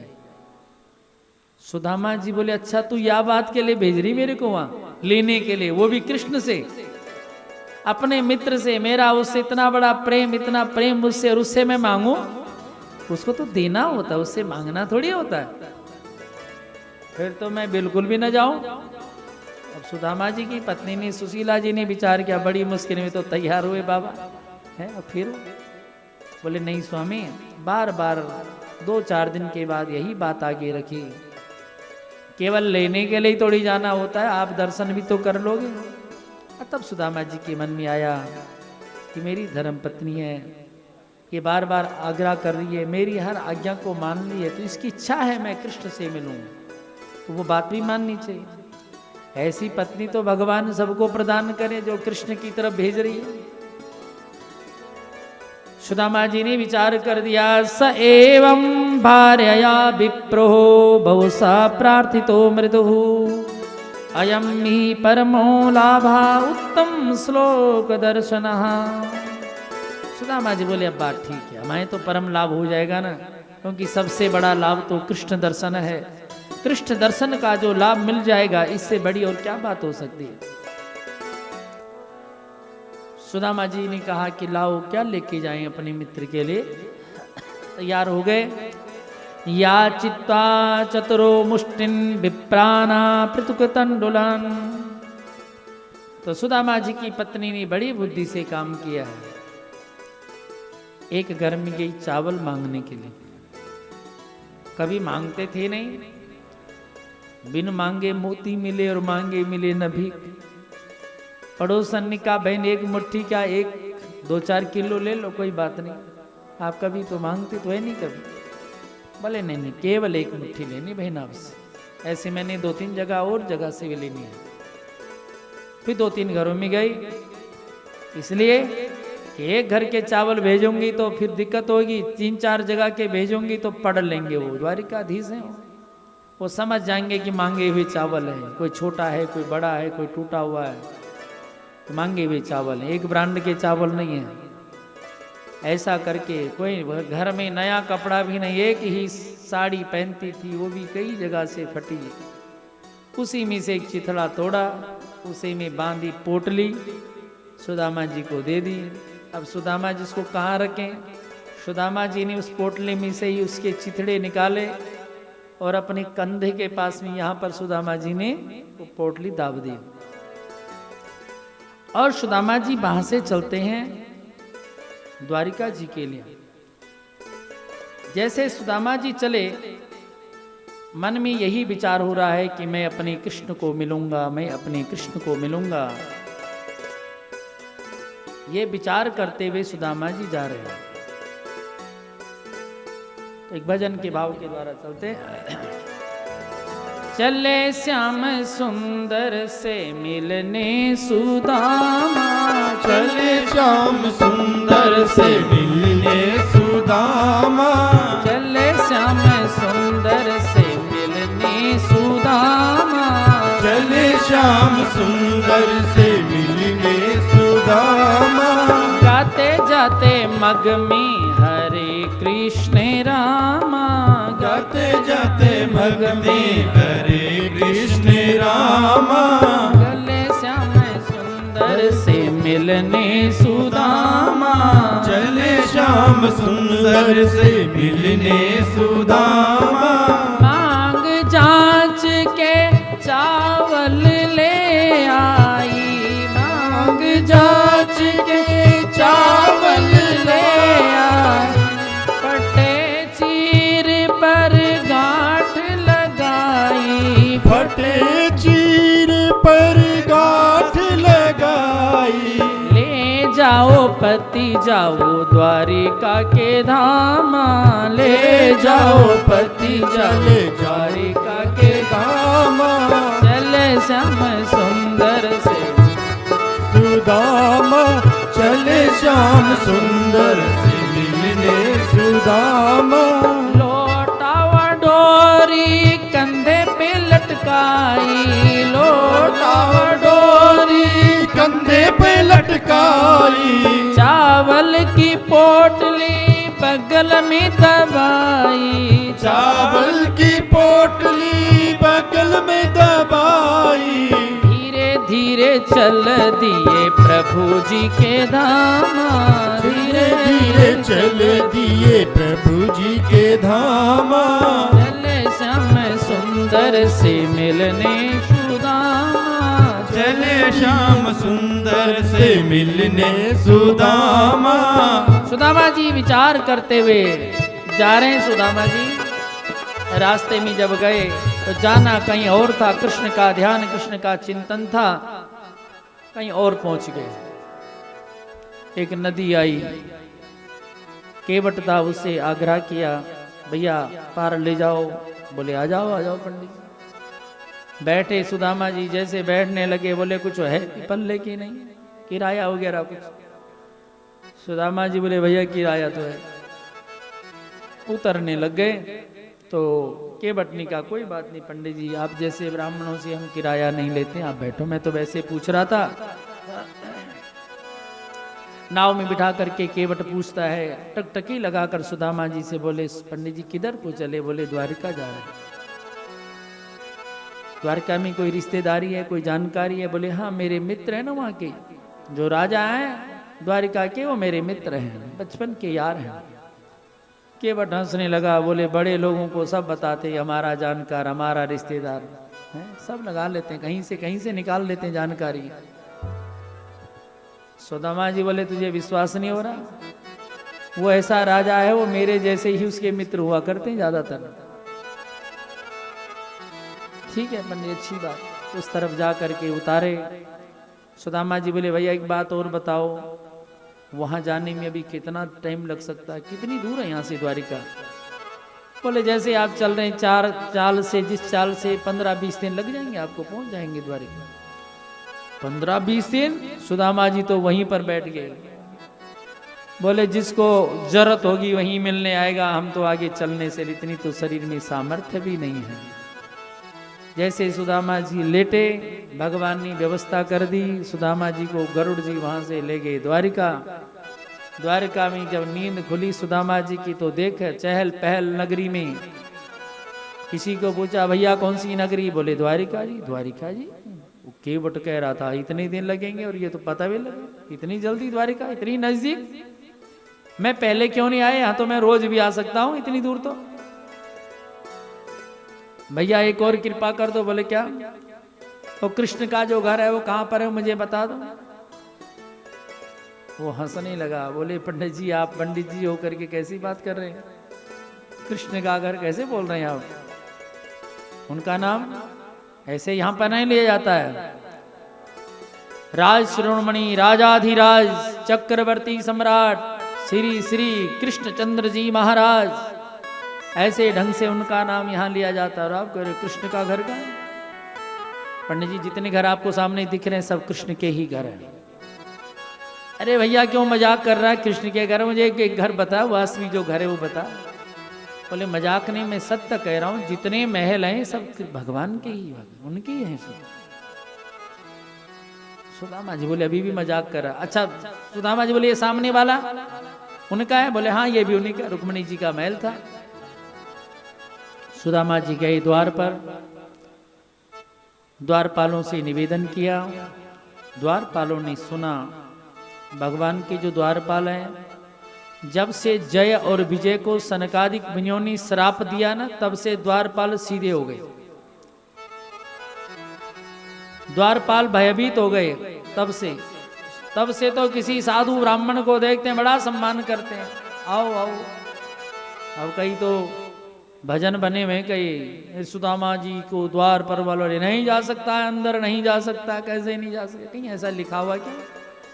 पता नहीं क्या क्या बना देते हैं। द्वारपालों ने सुदामा जी से कहा पंडित जी आप बैठो। अभी द्वारिकाधीश महल के अंदर ये विराजमान है। दोपहर का भोजन की प्रसादी पाई है, थोड़ी देर क्षणिक विश्राम करते हैं, उसके बाद फिर भगवान अपनी सुधर्मा नाम की सभा में चले जाते हैं। तो हम अभी आपकी मुलाकात कर देंगे, अगर विश्राम नहीं किया होगा तो अभी बात हो जाएगी। भैया बड़ी कृपा होगी। द्वारपाल जो था वो अंदर जाता है। अंदर जाकर के द्वारपाल ने द्वारिकाधीश से निवेदन किया है कि कवि हुए हैं नरोत्तम दास जी, उन्होंने कविता में लिखा है, बहुत सुंदर भाव व्यक्त किया है। एक कविता के माध्यम से जब वो भगवान के पास में जाते हैं अंदर द्वारपाल, तो व्यक्त करते हैं सुदामा जी की स्थिति का वर्णन है, हिंदी कविता में है। किसी सी पगा न जगा तन में प्रभु जानिक आही बसे के ही ग्रामा, धोती फटी सी लटी दुपटी अरु पाई उपाना, श्यामा द्वार खड़ो द्विज दुर्बल दे अरयो चकी सो वसुधा अभिराम, पूछत दीन दयालु को धाम, बतावत आपनो नाम सुदामा, बतावत आपनो नाम सुदामा। द्वारपाल व्यक्त करता है, प्रभु एक द्वार पर एक ब्राह्मण आया, शीस पगा न जगा तन में प्रभु, सिर पर भी कोई कपड़ा नहीं है और ऊपर के शरीर पर भी कोई जगह नहीं है, कोई कुर्ता नहीं है, कोई कुछ मृगजयी नहीं है, कुछ नहीं पहना हुआ। हाँ, एक धोती पहनी हुई है, वो धोती भी कई जगह से फटी हुई है। धोती फटी सी लटी दुपटी यरो, पाय उपा नहीं की नहीं श्यामा, ये श्याम सुंदर, पैर में ब्राह्मण के जूता भी नहीं है, बिना जूते के है। द्वार खड़ो द्विज दुर्बल देया, द्वार पर खड़े हैं, ब्राह्मण है, शिकासूत्र है, जनेऊ है, शरीर बहुत कमजोर है। रह्यो चकिसो वसुधा अभिरामा, द्वारिकाधीश वो आपका अभिराम जो ये महल है ना, इसको देख करके चकित भी हो रहे हैं, प्रसन्न भी हो रहे हैं। सुदामा जी को इतनी प्रसन्नता हो रही है, उनको जब ये पता लग गया कि द्वारिकाधीश का घर है, और घर की स्थिति देखकर सुदामा जी मन ही मन बड़े प्रसन्न हो, मेरे कृष्ण का घर कितना अच्छा, मेरे कृष्ण का घर ऐसे ही तो होना चाहिए। वो पहले से वो अपने आप निराला है, तो उसका घर भी तो निराला होना चाहिए। ये होते हैं मित्र के भाव। आज का मित्र अगर किसी मित्र की कोठी के मूर्त में जा रहा है, बाहर से बधाई बधाई और अंदर से पता नहीं क्या क्या भाव लेकर चलते। काम भी तो नंबर 2 का है ना इनका, ये काम है वो काम है, मित्र भी बोल रहे हैं और ऊपर से फिर पहले से रहा है, चालू रहा है, बहुत चालाक बहुत रहा है, ये किया वो किया। ये 2 प्रकार के भाव। मित्र के प्रसन्नता में जो प्रसन्न होने वाला हो, वो मित्र के दुख में जिसको दुख होता हो, तभी तो मित्र धर्म निभते हैं। मित्रता में सबसे ज्यादा जरूरी है लेत देत मन संक न धरई, लेन देन में सावधान रहना चाहिए। जहां भी प्रेम है, अगर उस प्रेम को बनाए रखना है तो व्यवहार में लेन देन में सावधान रहना चाहिए। अब कोई माताएं बहनें बाजार में गई हो, कोई सामान खरीदा तो एक बहन रोज अपनी पर्स में से पैसे देती जाए, 2-4 दिन तो दे देगी, फिर बोली नहीं मैं तो उसके साथ जाती नहीं, अपने पैसे तो निकालती नहीं, पता लग जाएगा। मित्रता में अगर मित्रता किससे प्रेम निभाना है तो लेत देत मन संकन धरई, लेन देन में सावधान रहना चाहिए, हिसाब रखना चाहिए कि उन्होंने वहां दिया था, मुझे उसका हिसाब करना है, तो प्रेम निभ सकता है। क्योंकि प्रेम देना जानता है, लेना नहीं जानता। जहां लेने की भावना वहां स्वार्थ होता, प्रेम होता ही नहीं। रहो चकिसो वसुधा अभिरामा, अभिराम को देखकर सुदामा जी मन में बड़े प्रसन्न भी हो रहे हैं। ये द्वारपाल बता रहा, घर देकर मेरे कृष्ण का घर कितना अच्छा घर है। जब हमारे अच्छे अपने कोई प्रेमी होंगे, बहन का घर बन जाए या भाई का घर बन जाए तो आपस में कितनी प्रसन्नता होती। मेरी बहन का घर है, प्रसन्नता हो जाती है। भाई का घर है, बहनों को प्रसन्नता हो जाती है। पूछत दीन दयालु को धाम, हे दीन दयालु आपका धाम पूछ रहे हैं कि उनका घर कौन सा है। हमने कहा पंडित जी आपका नाम क्या है? तो बतावत आपनो नाम सुदामा। सुदाही कहा था, आमा तो तभी हुए, तब तक तो भगवान ने दौड़ लगा दी। इतने दौड़े कि पीछे भी भगदड़ मच गई। पीछे भी भगवान के पुत्र पौत्र प्रद्युम्न अनिरुद्ध जी आदि भी दौड़ लगा रहे। सत्यभामा जी भी दौड़ी, पीछे से रुक्मिणी जी भी दौड़ी। कौन आया ऐसा? क्या ऐसी दौड़ भगवान तब लगा सकते हैं कि द्वार पर भगवान शंकर जी आए हो? क्या ऐसी दौड़ तब लगा सकते हैं कि द्वार पर ब्रह्मा जी आए हो या इंद्र आया हो? एक ब्राह्मण के लिए भगवान इतनी दौड़ लगाए, इतने तेज गए, ये भी पता न लगा कि गए किस रास्ते। ये तो तब देखा जब रास्ते में कहीं पर भगवान का मुकुट गिरा हुआ था, कहीं पर पीताम्बर गिरा हुआ था, तब पता लगा कि इधर वाले रूप से गए।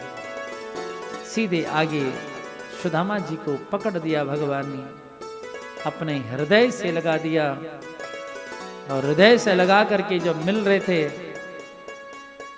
तो प्रेम में बाहुल्य में जो और जोर से जोर लगा कर मिल रहे हैं। सुदामा जी बोले क्या कर रहे हो द्वारिकाधीश, इतना जोर मत लगाना, इतना तकड़ा नहीं, सारी हड्डियां इकट्ठी हो जाएंगी।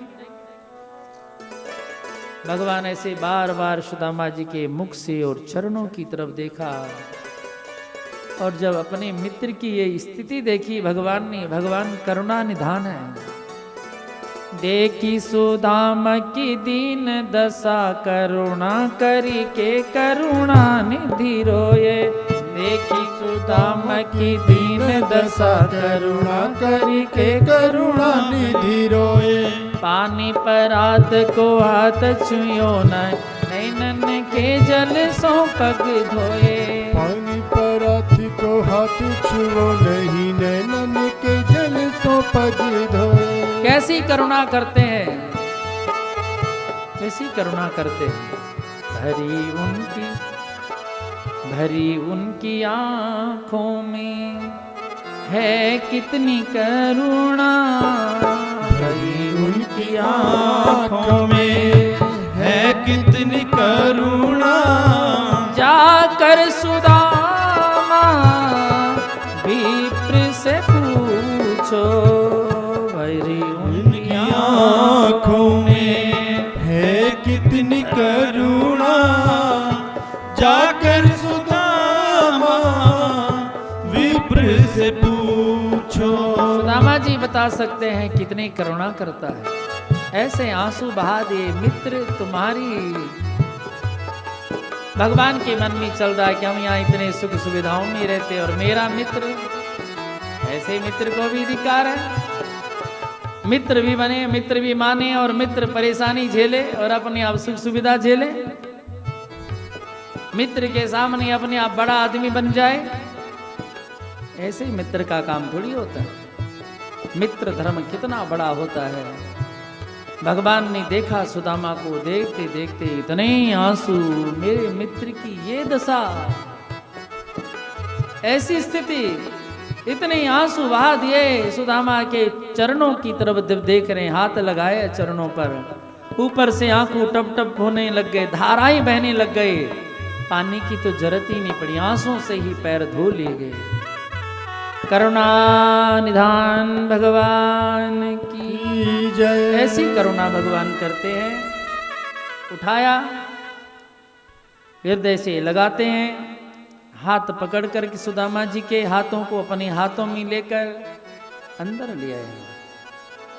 अरे मित्र, आए इतई न कितई दिन खोए, कहाँ रह गए तुम? इतने दिन तुमने कैसे निकाल दिए? तुम्हें तो बहुत पहले आ जाना चाहिए था यहाँ पर। जाकर भगवान ने अपना जो पलंग है ना, उस पर सुदामा जी को बिठा दिया। सुदामा जी संकोच कर रहे, इतनी साफ बिस्तर पर बैठना। सुदामा जी बोले मैं तो यहाँ नीचे ही बैठ जाऊंगी, इतना यहाँ का तो फर्श ही इतना सुंदर है? हम तो कच्ची झोपड़ी में रहने वाले।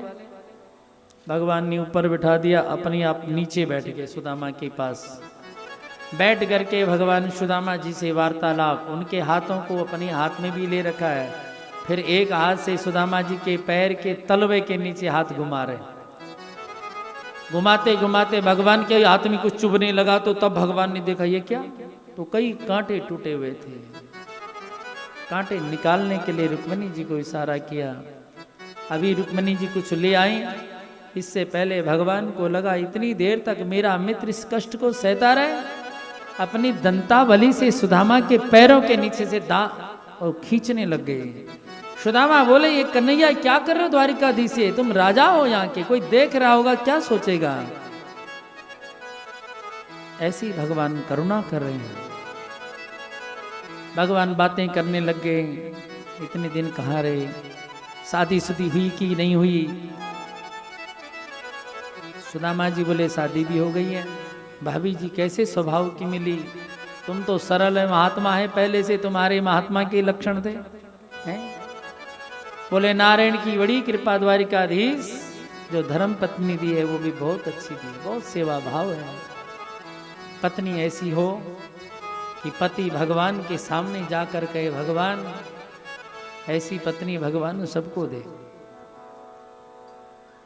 ऐसी न हो पत्नी की व्यक्ति को जगह जगह रोना पड़ जाए, क्या बताऊं उसके हाल ये हाल है, वो हाल है, ये व्यवस्था है, वो व्यवस्था है। पति पत्नी की प्रशंसा करे, ऐसे हमारे अंदर गुण हो। भगवान के सामने जिस नारी की प्रशंसा हो रही है, द्वारिकाधीश सुशीला जैसा उसका नाम है वैसे उसके गुण हैं। मैं उसको कोई सुख सुविधाएं नहीं दे पाता हूं, लेकिन उसकी भावना में कभी कोई कमी नहीं रहती है, वो मुझे परमेश्वर ही मानती है। अच्छा मित्र, तो भाभी जी ने फिर हमारी भी कभी बात हुई वहां पर कि नहीं? बोले हाँ, उसी सही बताऊं द्वारिकाधीश, तेरे पास भेजने वाली वही है, उसे नहीं भेजा। अच्छा भेजा तो और क्या कहा? उसने कहा है द्वारिकाधीश, एक मास में 2 एकादशी जग में सबकी होई, मेरे घर गोपाल जू नित्य एकादशी होई। लोगों की तो 2 एकादशी आती महीने में, 2 दिन वैष्णव व्रत करते हैं महीने में, लेकिन हमारा तो रोज ही व्रत होता है, रोज एकादशी होती है। ये कहा हुआ, हम रोज एकादशी व्रत करते हैं। सुदामा जी भी नहीं समझे किस रूप में बोला हुआ है, जो संदेश था वो दे दिया, जो पत्नी ने बोल रखा था ऐसा भी बोल देना। भगवान ने सुना, सुनने के बाद भगवान ने सुदामा जी को भी नहीं पता लगने दिया, और भगवान ने वहां संदेश भेज दिया। एक चिट्ठी वहां पहुंच गई, भगवान ने लिखा था कि होनी ओ सो गई और अब ना ऐसी होई, भाभी तेरे भवन में नित्य द्वादशी होई। अब द्वादशी ही होया करेगी ज्यादा। द्वादशी का मतलब एकादशी का बदला। द्वादशी जिनकी एकादशी रखी हो तो उनको पता है द्वादशी क्या होती है, अगले दिन पूरा बदला लेते हैं। तो यह संदेश मिला। बात करते करते तब तक भोजन की थाली तैयार होने लग गई। भगवान की जो पटरानी है वो आपस में खुसर मुसर कर रही हैं। हम तो समझें कि पता नहीं आज कितनी बड़ी हस्ती आ गई, इतने दौड़ लगा करके गए हैं, इनका कोई पता नहीं है। एक भिखारी को पकड़ करके यहाँ बिठा दिया पलंग में और अपने आप चरणों में बैठे हुए।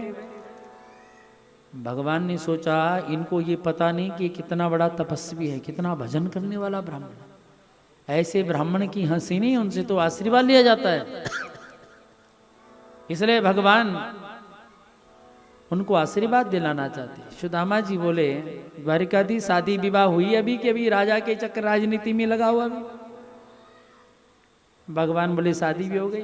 अच्छा ठीक है, हमारी जो बहू है, बहू रानी अच्छे स्वभाव की है। बोले जो है सब आपके सामने। रुक्मणी जी को इशारा किया, आओ प्रणाम करो। अच्छा, रुक्मणी जी ने वो पंखा उठा रखा था। रुक्मणी जी लक्ष्मी है, लक्ष्मी चमर डुला रही है, भगवान चरण दबा रहे हैं सुदामा जी के। देखो भजन का प्रभाव। अब रुक्मणी जी ने जैसे प्रणाम किया, सुदामा जी ने तो क्योंकि अपने मित्र की पत्नी है तो आशीर्वाद में भी पूरा खोल के आशीर्वाद दे रहे। पुत्रवती बहु, सौभाग्यवती बहु, अखंड सौभाग्यवती बहु, यशवती बहु, कीर्तिवती बहु, बुद्धिमती बहु। पता नहीं सुदामा जी ने कितने बहु बहु बोल दिए। अब भगवान मन ही मन हंस रहे, बोले अभी पता लग जाएगा है। उसके बाद आई सत्यभामा जी, उन्होंने प्रणाम किया। सुदामा जी ने रुक्मणी जी को देखा, बोले का द्वारिकाधीश कैसी भगवान नारायण की कृपा, कैसी जोड़ी बनाई भगवान ने तुम्हारी है। न तेरे में कोई कमी, और बहू रानी तो तेरे से आगे है, एक अंक कम नहीं है। जब सत्यभामा जी ने प्रणाम किया, सुदामा जी बोले ये कौन? नजदीक बुलाया, कान पे पूछ रही है कौन है। बोले ये भी वही। अच्छा, 2-2 शादी कर रखी है। फिर सत्यभामा जी ने प्रणाम किया। उनको भी आशीर्वाद दिया। फिर जामवंती जी आई, उन्होंने प्रणाम किया। बोले ये कौन? बोले ऐसे कौन कौन पूछते रहो, या देते रहो, ये अपनी है। 3-3 शादियां।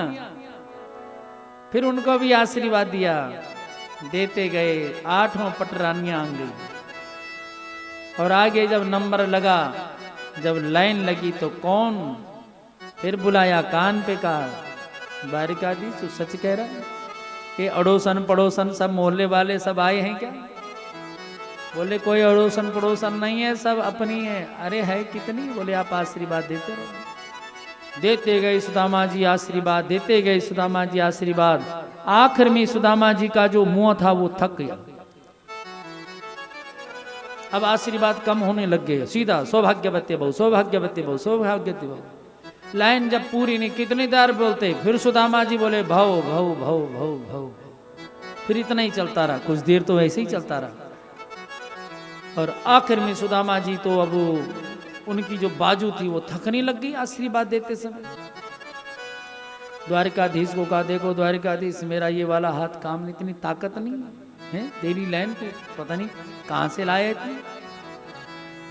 द्वारिकाधीश बोले घर में झगड़ा कराओगे, किसी को 10 आशीर्वाद, किसी को 9। पहले से भी कटौती होती जा रही, हेरा फेरी होती जा रही। हमारे घर में अब तक लड़ाई नहीं है, इस बात पर झगड़ा न करा देना हमारे आपस में कहीं। जितने एक को दिया उतना सबको देना पड़ेगा। बोले मेरा हाथ काम नहीं कर रहा जो आशीर्वाद देने के लिए उठा हुआ था। तो बोले जब एक हाथ काम नहीं कर रहा तो अब दूसरा हाथ कर सकते हैं। किसी दाहिने हाथ में अगर कोई चोट लगी हुई है, किसी प्रकार से पीड़ा है, तब हम बायां हाथ रख सकते हैं। पहले तो दाहिना हाथ है। फिर बायां हाथ ही उठाया सुदामा जी ने, पर वो भी कितनी देर, वो भी थक गए। आखिर में तो जब कोई 2-4 हजार निकल गया लाइन में, इतनी निकल गए आशीर्वाद लेकर, सुदामा जी बोले अब कितने रह गए हैं? भगवान बोले अभी तो आधी भी नहीं आए। सुदामा जी पीछे गिर गए, बोले अब हमारे बस का नहीं है। द्वारिकाधीश तू बुरा मान भला मान, मैं नहीं दे सकता हूं अब आशीर्वाद, मेरी पे ताकत नहीं इतनी तेरी लाइन तो खत्म ही नहीं हो रही है। तब भगवान ने कहा तो घर में झगड़ा कराओ। सुदामा जी ने युक्ति सोची, ऐसा करो द्वारिकाधीश तुम मुझे प्रणाम करो, मैं तुम्हें आशीर्वाद दे देता हूँ। तुम्हारी आयु वृद्धि होगी तो ये सब अखंड सौभाग्यवती अपने आप हो जाएगी, सबको आशीर्वाद मिल जाएगा। बोले ये ठीक। भगवान ने प्रणाम किया, सुदामा जी ने आशीर्वाद दिया भगवान को। भोजन की थाली आने लग गई। भगवान बोले पहले स्नान भी तो करोगे। नहाने के लिए जल मंगाने लग गए तो तुरंत गोमती में से जल नहीं आई। रुक्मणी जी एक सोने की गागर में कलश लेकर के खड़ी हैं सामने सुदामा जी के लिए। पर माताओं में तो ये होता नहीं, एक ने जो कर दिया दूसरे ने तो वही करना ही करना। यही पुण्य थोड़ी लेगी आपस में, तो हमने भी लेना। फिर और भी लाए और भी लाए, वो सब कलश लेके खड़े हैं। सुदामा जी ने देखा ये क्या, बोले आपको नलाएंगे। तो सुदामा जी कांपने लगे, बोले मैं तो वैसे ही नहीं नहाता हूँ पूरे जहाँ पानी से, शरीर इतना कमजोर है, कई बार तो गीला कपड़ा करके निचोड़ के उसी को लगा देता हूँ शरीर। ऐसी स्थिति है, तो मुझे मारेगा क्या? मुझे नहीं नहाना नोना, साफ मना कर दिया सुदामा जी ने। भोजन आया, भोजन करने लगे सुदामा।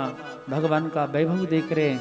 सोने की कटोरियों में जो, सोने की थाल में जो पकवान लगे थे, कौन ऐसा बाप होगा अपनी आप पकवान खाए और अपने पुत्र सूखा टिक्कड़ भी उनको न मिल रहा हो। अपने बच्चों की याद आ गई सुदामा जी को। ऐसा खाना मेरे बच्चों ने कभी नहीं खाया,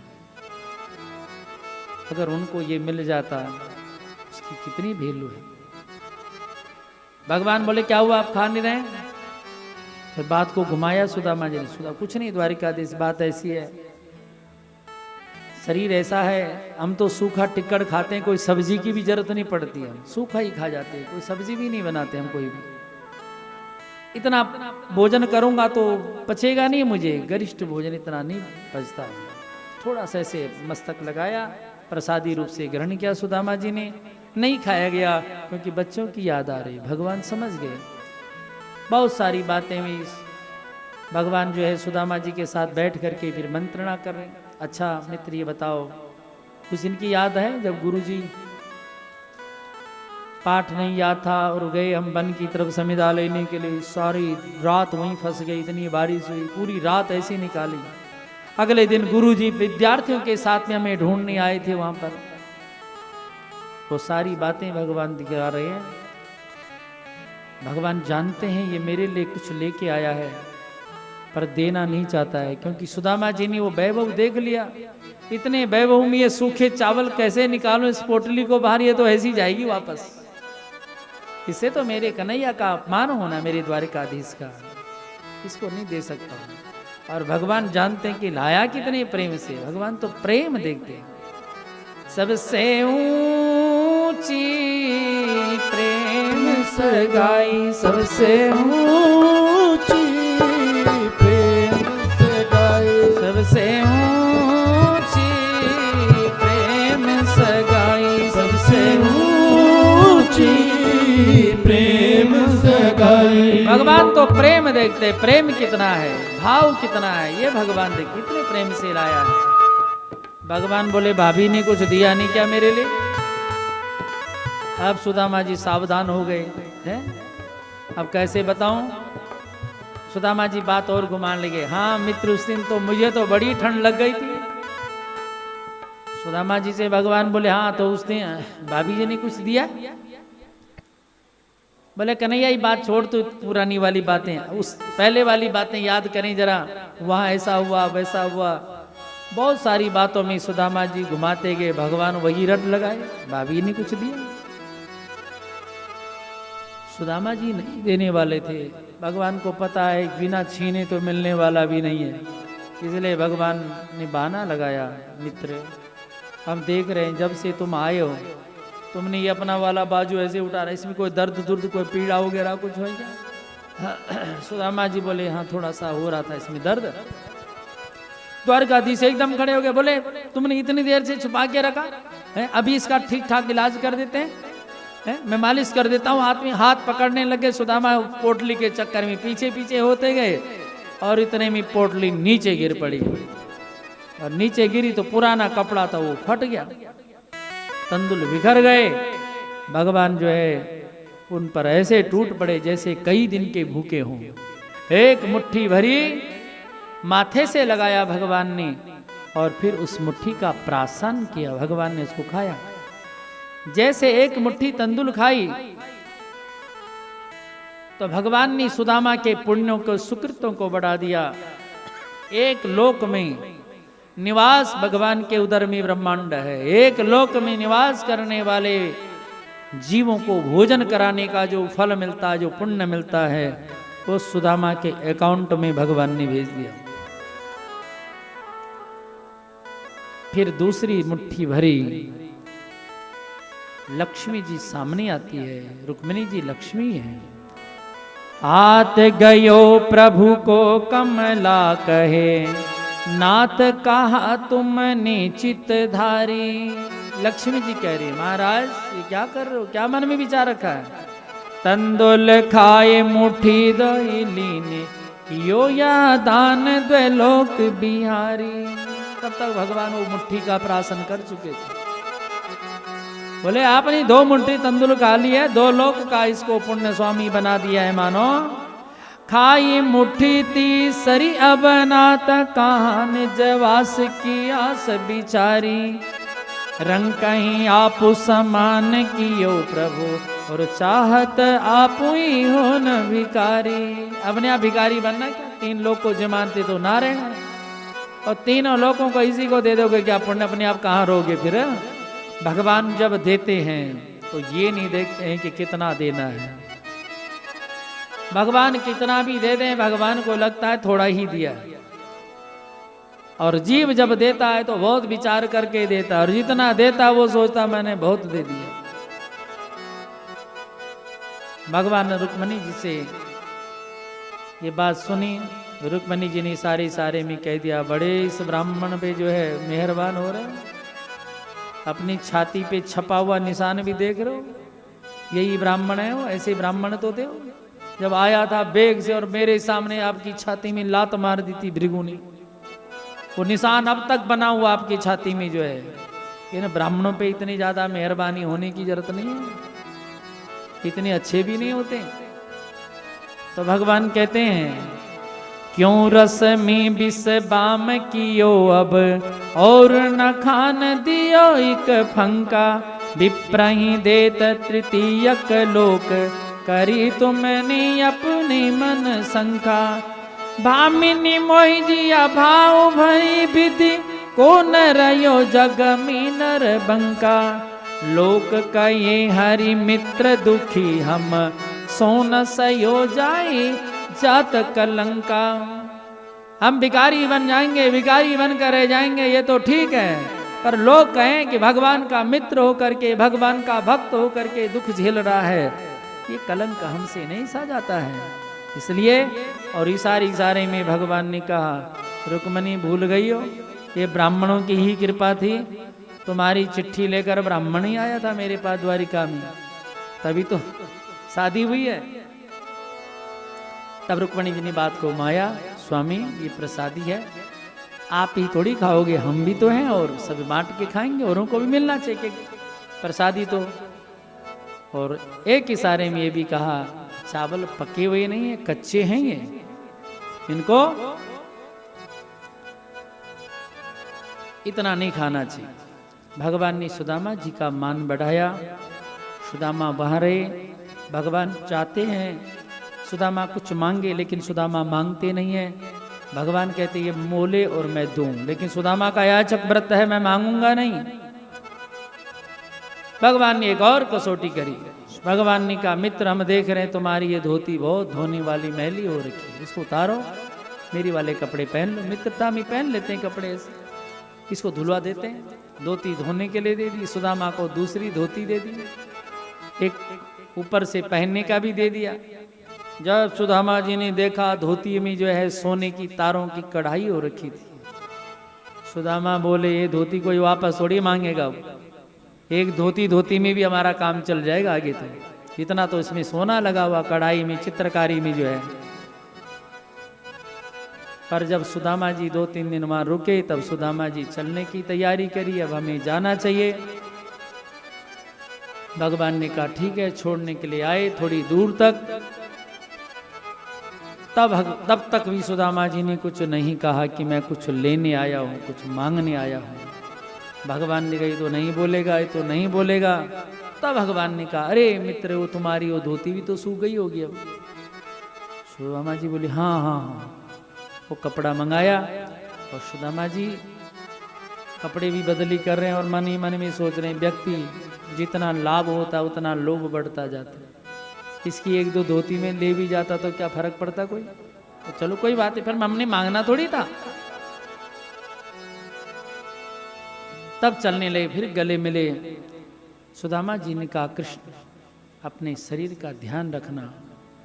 भगवान की आंखों में आंसू हो गए, उन्हें लगा सुदामा नहीं मेरे नंद बाबा आज बोल रहे हैं, मेरे लिए तो कोई बोलता ही नहीं, सब अपने लिए बोलते हैं। हमारे शरीर का ध्यान रखना, हमारे शरीर का ध्यान, हमारे प्रति ये भाव। सुदामा जी वहां से चले, वापस आए। वापस आकर के रास्ते में सुदामा विचार कर रहे हैं। एक बात है, आनंद तो खूब आ गया। क्वाहम दरिद्र पापियान, क्वा कृष्णा श्री निकेतना, ब्रह्म बंधुरति श्यामम बाहुभ्याम परिरंबिता। कहा तो मैं एक दरिद्र गरीब ब्राह्मण, और कहा श्री निकेतन भगवान लक्ष्मीपति भगवान नारायण।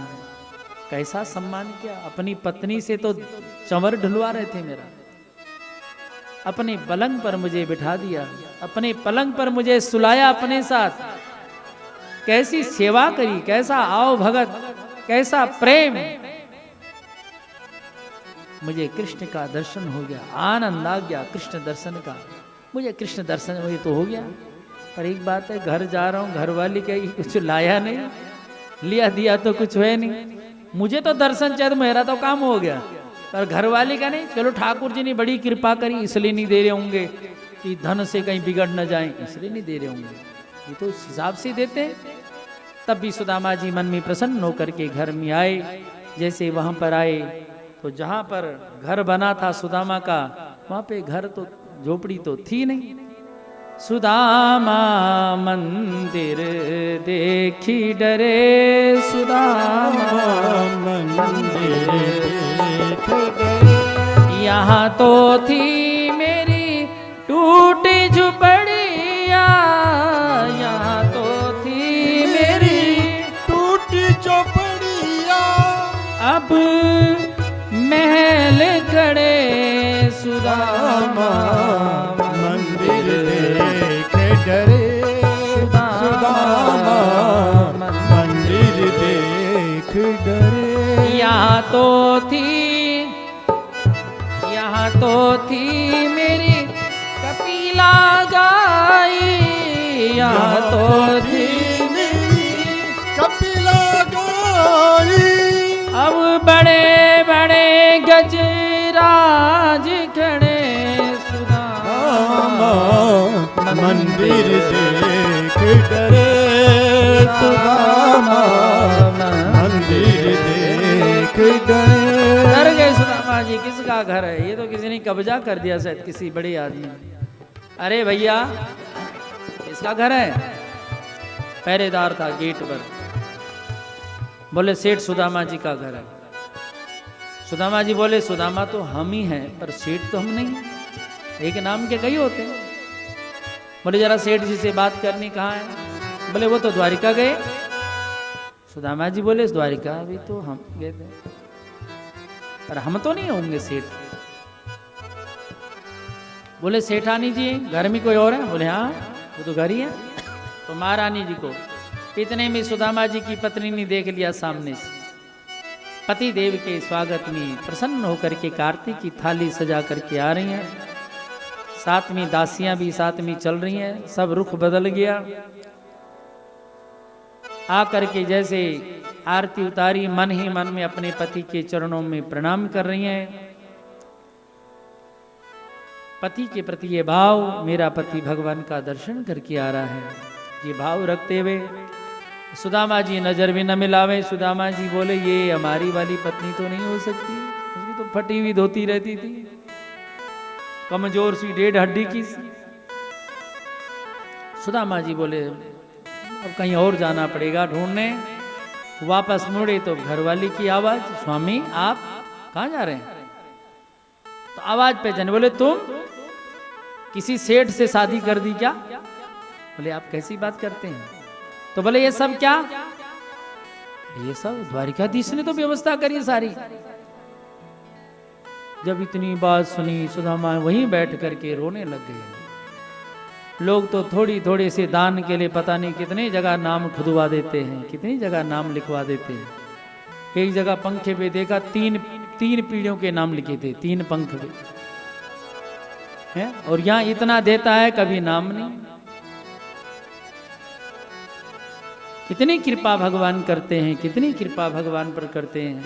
इस प्रकार से सुदामा जी बोले अपनी पत्नी से, देखो देवी हमें तो दर्शन करना था वो हो गया, और तुम्हें धन चाहता तुम्हें वो मिल गया। अब तुम इन धन में सुख सुविधाओं में रहो, और हम तो यहाँ रहते नहीं, क्योंकि यहाँ तो भजन होता नहीं। अब हम तो वन में जाएंगे भजन करेंगे। पीछे से हंसने की आवाज आई, देखा द्वारिकाधीश खड़े हैं। द्वारिकाधीश तुम यहाँ, तुम ये बताओ मैंने तुमसे धन मांगा था क्या? बोले नहीं। फिर ये क्यों दिया? इसमें तो मैं पहले तुम्हें ही भूल जाऊंगा, इस सुविधाओं में, ऐसा धन मुझे नहीं चाहिए। भगवान बोले नहीं भूलोगे तुम, इसमें भी मुझे याद करोगे। मेरे जो भक्त होते हैं वो किसी भी परिस्थिति में आ जाए, कोई भी पद मिल जाए, कोई सत्ता मिल जाए, लेकिन वो मेरे से दूर नहीं रहते, उनको मेरी स्मृति बनी रहती है, इसलिए तुम्हें भी बनी रहेगी। ऐसे ही भगवान ने सुदामा पे कृपा करी। द्वारिकाधीश भगवान की जय। यादवों के संगार आदि की कथा 11 भाव में प्रसंग आता है। भगवान अपनी पारिवारिक जनों को एक दिन इकट्ठा करके भगवान ने उन बच्चों के मध्य में कभी कभी परिवार के साथ में बैठ करके आपस में मंत्रणा जरूर करनी चाहिए। आजकल हम ऐसी मंत्रणा आपस में कोई मंत्रणा करते ही नहीं किसी प्रकार की, सब अपने अपने काम में, एक का पता दूसरे को ही नहीं होता। भगवान ने सभा बिठाई, पुत्र पौत्र आदि सबको बिठा करके भगवान उनको समझा रहे हैं, देखो तुम सभी क्योंकि मेरे परिवार के जन हैं और तुम्हारे बिगड़ने के चांस बहुत ज्यादा है। व्यक्ति के प्राणी के बिगड़ने के 4 साधन बताए हैं। 4 साधन हो तो बिगड़ने के चांस पूरे पूरे बन जाते हैं। रूपम यौवनम संपत्ति प्रभुत्तम विवेकतः एकैकमप्यनर्थाय किम यत्रम चतुष्टयम। जो बच्चा सुंदर स्वरूप वाला होता है उसके बिगड़ने के चांस 25% तक हो जाते हैं। बच्चा सुंदर भी हो और युवान हो जाए, युवा अवस्था आ जाए तो 50% बिगड़ने के चांस हो जाते हैं। संपत्ति ही, अगर ऐसे सुंदर भी है, युवा अवस्था भी है, धन भी, खर्चा खूब मिलता, घर से खुला खर्चा मिल रहा है, तो बिगड़ने के चांस 75% हो जाते हैं। और प्रभुत्तमः, और यदि धन भी है, रूप भी है, यौवन भी है और पावर भी मिल गई कि अगर कुछ गलत भी करेगा तो कुछ नहीं बिगड़ने वाला। पीछे नहीं कांड हुआ था, एक बड़े घर का लड़का था, उसने कोई होटल में परोसने के लिए कुछ सामान लाए, जब कहना नहीं माना एक बात पर उसने गोली मार दी उसको। अभी भी जेल में से, तो अभी भी प्रभुत्तमः, प्रभुत्त हो, यही तो सोच के मारा कि हमारा कोई क्या बिगाड़ देगा, सब मंत्री जज सब हमारे अपने, तो उसमें 100% बिगड़ने के चांस हो जाते हैं। भगवान ने सावधान कर दिया बच्चों को, लेकिन बात को कौन माने, घर को समझाना बड़ा मुश्किल हो जाता, भगवान नहीं समझा पा रहे हैं। एक दिन की बात, भगवान की इच्छा है, विश्वामित्रो वसितकर्णो दुर्वासा भृगुंगिरा कश्यपो वामदेव त्रिवशिष्ठो नारदः।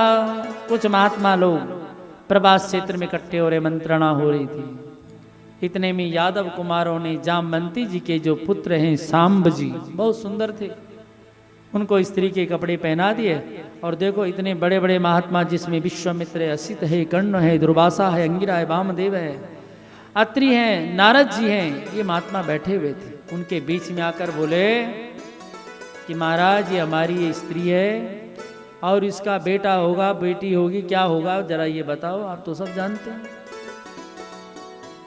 महात्माओं ने देखा है ये यादव कुमार होकर के और हमारी ये मजाक करने, और हमारे साथ ये मजाक करने आए। गुस्सा आ गया महात्माओं को, तुरंत कह दिया कि इसके पेट में क्या होगा, तुम्हारे वंश को नष्ट करने वाला होगा। बस सब भयभीत हो गए। सभा में वो सपन सुनाया, पेट में क्या रखा था, एक सोने का, एक लोहे का छड़ जैसा टुकड़ा एक कोई था, वही बांधा हुआ था पेट बढ़ाने के लिए। बच्चों की बात, आदतें।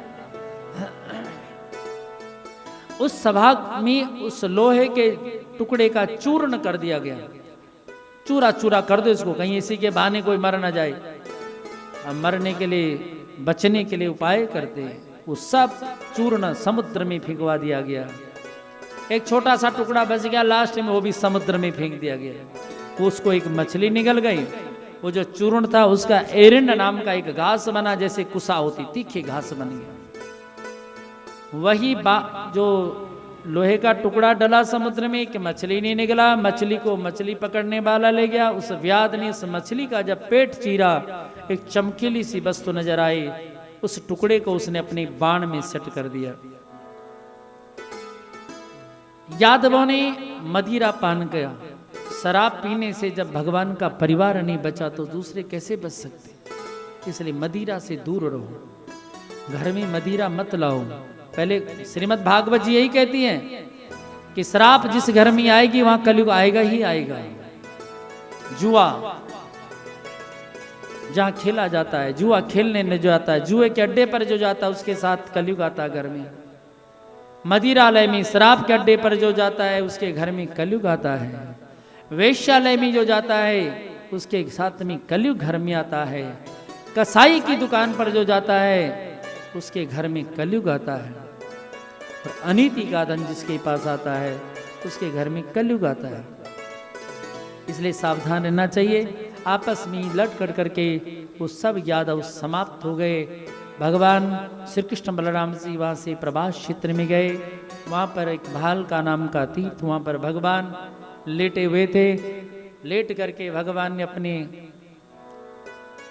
घुटने के ऊपर घुटना रखा हुआ है, पैर का तलवा नीचे से भगवान का लाल रंग का है। एक व्याध आया और उसने समझा कि हिरण ने अपना मुंह खोला हुआ है, बाण का संधान किया भगवान के चरण में बाण मार दिया।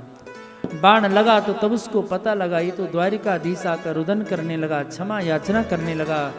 भगवान बोले हमारी इच्छा से हुआ है, राम अवतार में हमने भी तेरे को एक बाण चुपके से मारा था, ये बाली ही व्याध बनकर आया हुआ था, तेरा वो हिसाब भी चुकता करना था। वहां से भगवान प्रभास क्षेत्र में गए। भगवान ने अपने धाम जाने की लीला आरंभ करी। उद्धव जी उनके पास में हैं। उद्धव जी बोले मैं आपके बिना नहीं रह सकता हूँ, मैं भी आपके साथ ही जाऊंगा। भगवान बोले जब साथ आए नहीं तो जाओगे कैसे? तो भगवान मेरे लिए क्या अवलंबन है, आपके भक्त आपके बिना कैसे रह सकते हैं? तो भगवान ने यहाँ पर श्रीमद् भागवत धर्म का जो भागवत महापुराण है इसका ज्ञान, भागवत का ज्ञान उद्धव जी को भी दिया। और एक महात्मा वहाँ पर और हैं, वेद व्यास के मित्र हैं मैत्रेय ऋषि, वो भी वहीं पर थे, उन्होंने भी ज्ञान लिया। यहाँ पर भगवान ने अपने भक्तों में विदुर भक्त को याद भी किया, मेरा भक्त विदुर, मेरे विदुर को भी समय होना चाहिए था, इसलिए तुम मेरा ये काम करो। मैत्रेय ऋषि से कहा इस ज्ञान को मेरे भक्त विदुर को जरूर देना। तब मैत्रेय ऋषि भगवान ने वहाँ से स्वधाम की लीला आरंभ करी। भगवान की धाम गमन की लीला देखने के लिए देवता सावधान हो गए, लेकिन जब भगवान जाते हैं और आते तो देवताओं को भी नहीं पता लग पाता है आने के ढंग क्या और जाने का ढंग। एक बिजली सी चमकी, जब तक कोई अपनी आंखों को मल ले तब तक भगवान अपने धाम पहुंच गए। द्वारिकाधीश भगवान की जय। कथा आती गई आगे की, भगवान की जो रानियां हैं उनको लेकर के अर्जुन की ड्यूटी लगी थी, इनको सब हस्तिनापुर ले जाना। अर्जुन लेकर आ रहे हैं, रास्ते में भगवान फिर स्वयं भील बन करके आए, उन सब का हरण करके उन सबको ले जाते हैं। अर्जुन को भी आभास हो गया मेरे पास जो शक्ति थी मेरे कृष्ण की शक्ति थी, वो मेरी शक्ति नहीं थी।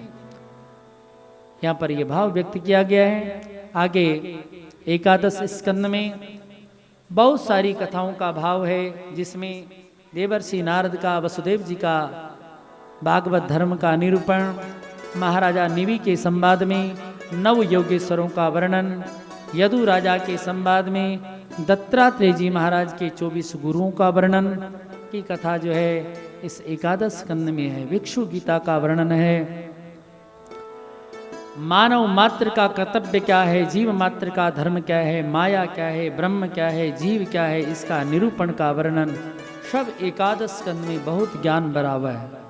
12वें स्कंद के अंतर्गत कलयुग आदि राजाओं का वर्णन है, किस प्रकार के राजा होंगे, कैसी कैसी की संस्कृति होंगे, किनका राज्य कितने वर्ष तक होगा, पुराण आदि के लक्षणों का वर्णन बतलाया है। और आखिर में सप्तम दिवस था, तक्षक नाग महाराजा परीक्षित को डसने के लिए चला। श्री सुखदेव भगवान राजा परीक्षित से कहते हैं राजन आज सप्तम दिवस है, तक्षक तुम्हारे पास आने वाला है, अब तुम्हें कुछ और जानना है क्या, क्या तुम्हारे अंदर डर है? राजा परीक्षित बोले महाराज अब डर तो है ही नहीं, आपने ऐसा ज्ञान मुझे दे दिया आत्मज्ञान, अब मेरे सामने तक्षक भी आएगा तो मुझे वो भी, उसमें भी कृष्ण का दर्शन ही होगा, ऐसी मेरी दृष्टि आपने बना दी है। हे गुरुदेव, बार बार प्रणाम किया, श्री सुखदेव भगवान का पूजन किया। श्री सुखदेव जी बोले मुझे यहाँ से जाना होगा, क्योंकि मेरे सामने यदि तक्षक आएगा उसका जहर भी अमृत बन जाएगा, हमारी ब्रह्म दृष्टि है, इसलिए सृष्टि के व्यवधान में भगवान के भक्त कोई बाधा नहीं उत्पन्न करते। श्री सुखदेव भगवान वहां से अंतर ध्यान हो जाते हैं। श्री सुखदेव भगवान की जय। तक्षक एक ब्राह्मण के वेश में आ रहा था, आते आते रास्ते में उसे एक कश्यप नाम के एक ब्राह्मण मिले। मुलाकात हुई, पंडित जी कहाँ जा रहे हो? बोले राजा परीक्षित के पास जा रहे हैं। जिसले जा रहे हैं? बोले आज राजा परीक्षित को तक्षक ढसेगा और हम सर्पों के मंत्र को जानते हैं, हम सब ठीक ठाक कर देंगे। तक्षक ने कहा तुम जानते हो तक्षक का जहर होता कितना है? बोले कितना भी जहर हो हमारे मंत्र में इतनी शक्ति है। तो तक्षक ने सोचा कहीं मेरा काम न गड़बड़ कर दे। एक पीपल का पेड़ था, वहां पर एक व्यक्ति ऊपर टहनी पत्ते काटने के लिए चढ़ा हुआ कुल्हाड़ी लेकर। तक्षक ने एक डंक मारा उस पेड़ पर, थोड़ी देर में पेड़ सूख करके नीचे गिर गया और वो प्राणी भी निष्प्राण हो गया जो ऊपर चढ़ा हुआ था। कश्यप ऋषि जो ब्राह्मण थे उन्होंने मंत्रों का आह्वान किया, सर्प मंत्र का आह्वान किया तो तुरंत वो वृक्ष खड़ा हो गया, हरा भरा हो गया, और वो प्राणी जो प्राण जिसके निकल गए थे उसके भी प्राण आ गए। बोले तो गड़बड़ करेगा। तब उन्होंने उसको लालच में डाला। तक्षक ने कहा तुझे मिलेगा क्या जब तू ऐसा करेगा?